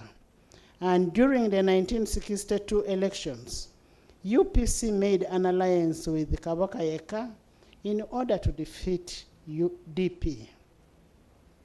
One of the terms of alliance was that was later adopted in 1962 Constitution, was for Buganda to hold indirect election for Buganda's representative in Parliament. This was opposed by DP to no avail. BENEDICTO KIWANUKA in particular opposed this opportunist arrangement, which were later to approve distress for the country. During this critical period, BENEDICTO KIWANUKA was the voice of reason, and the consequences of not following his correct position are well known. That is the Kabaka crisis in 1966, the rise of a mean dictatorship, etc. When our student movement and the fighting group of RANASA and NRA came to the political scene, we were determined to end all the confusion that Benedicto Kiwanuka tried to fight against. We swept from power all those who were killing people and threatened all their attempts to regain power. We defeated the killers of Benedicto Kiwanuka, Archbishop Janan Luum, Bataringaya Basil, Francis Walugembe, Nekemia Bananuka, Shabani Nkutu, and many others. We also put Uganda on the correct path of peace, stability, development, and socio-economic transformation. This successful journey of transformation is on account of the four principles ideology of NRM, and that is patriotism, Pan-Africanism, socio-economic transformation, and democracy. Therefore, I salute the former Chief Justice for his bravery and committed rule of law. It is a great pity that he did not live to see the fruits of his work. Those of us, however, who stayed alive did not let him down.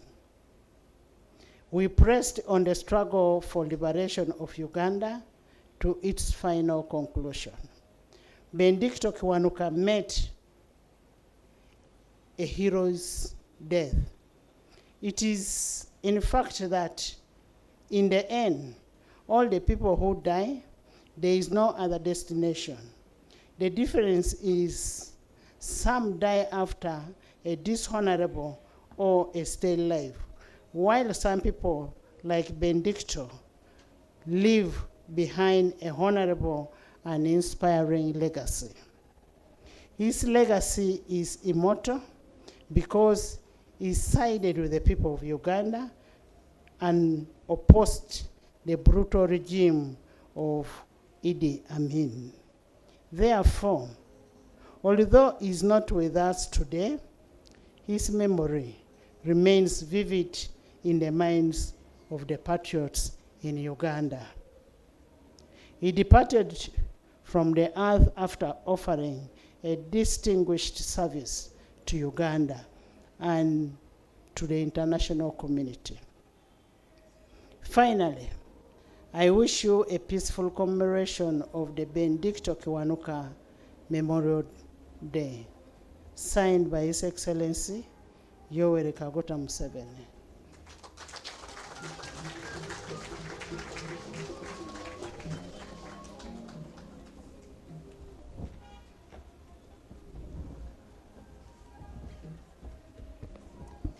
Thank you very much, Right Honorable Speaker.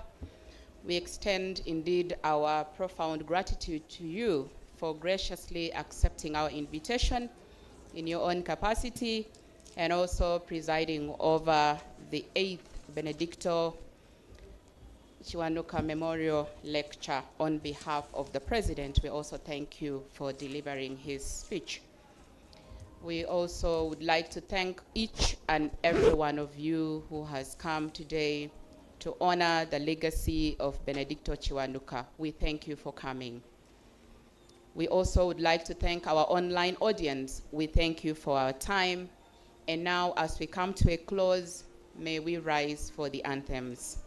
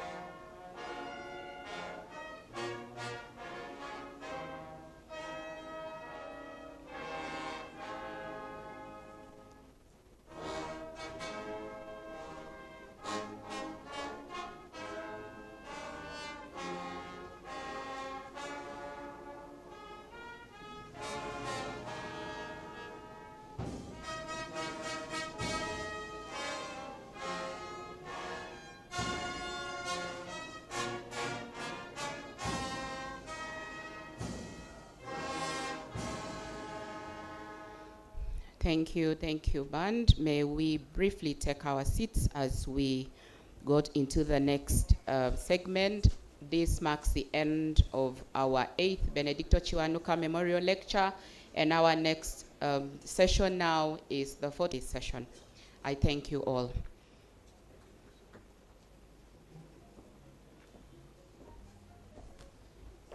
Thank you so much, Chief Registrar. Right Honorable Speaker, my Lord Chief Justice, Deputy Chief Justice, with your permission, we would like to take a few photos. I'm mindful that our guest of honor has another activity right after here. My Lord, I request that you lead the guest of honor to our photo point, escorted by the Deputy Chief Justice. I request the Honorable Minister and the Land Attorney General, the Acting Principal Judge, my Lords Chief Justices Emeritus, to proceed, and our keynote speaker. The first photo session, we are requesting the family of BENEDICTO Kiwanuka and the family of our Awardee, my Lord DCJ Emeritus, and the clergy. We are going to have a combined photo. May I request that we go in first so that we can have that photo moment. The family of Ben Kiwanuka, the family of our Awardee, my Lord Deputy Chief Justice Emeritus, and the clergy. Due to constraint of time, we have had to compound many of these photo moments to catch on time. The second will be my Lords the Justices and the judges of the High Court, including our retired judges. My Lords, we shall be having the second photo moment immediately after that. And we are doing it in a manner that we just add on, because we are using the Ben Kiwanuka Memorial Monument that is right up there, and we use the stairs and the upper part to have our photo moments. May I request my Lords the Justices to proceed, and we shall be joining that photo.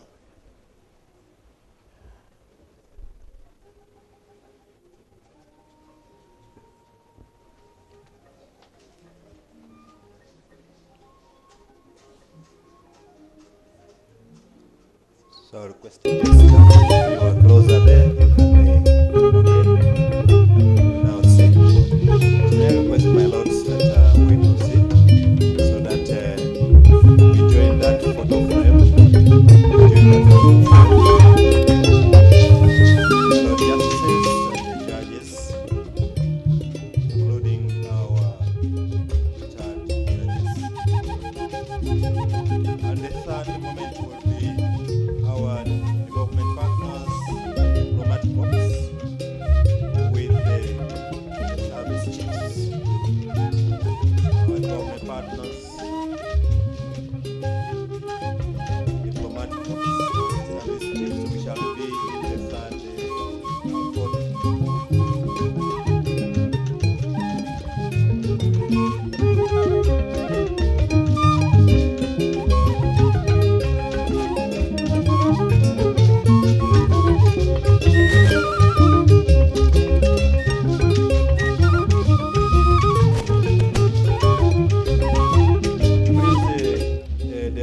Family, you are supposed to go for that moment. Family, I said two families. My apologies if you did not hear me well.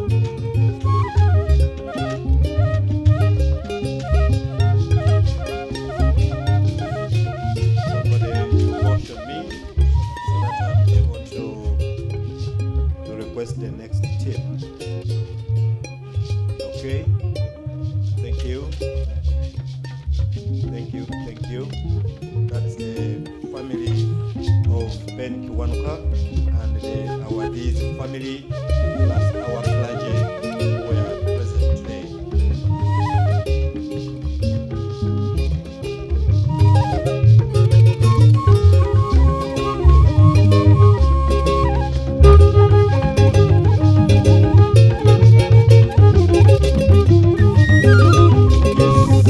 Can we have the next? The next team. That was the development partners, diplomatic corps, our service chiefs.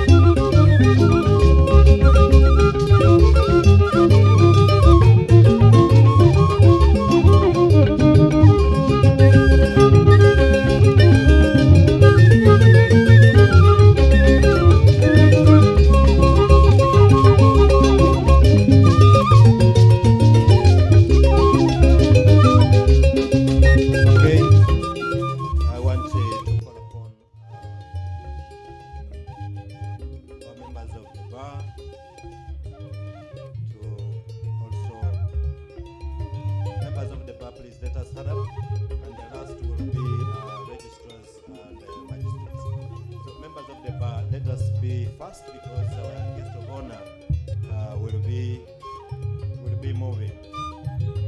Let us be fast. Members of the bar.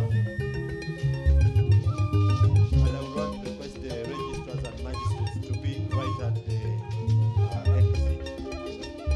The worships, let us be right there so that we don't delay the photo.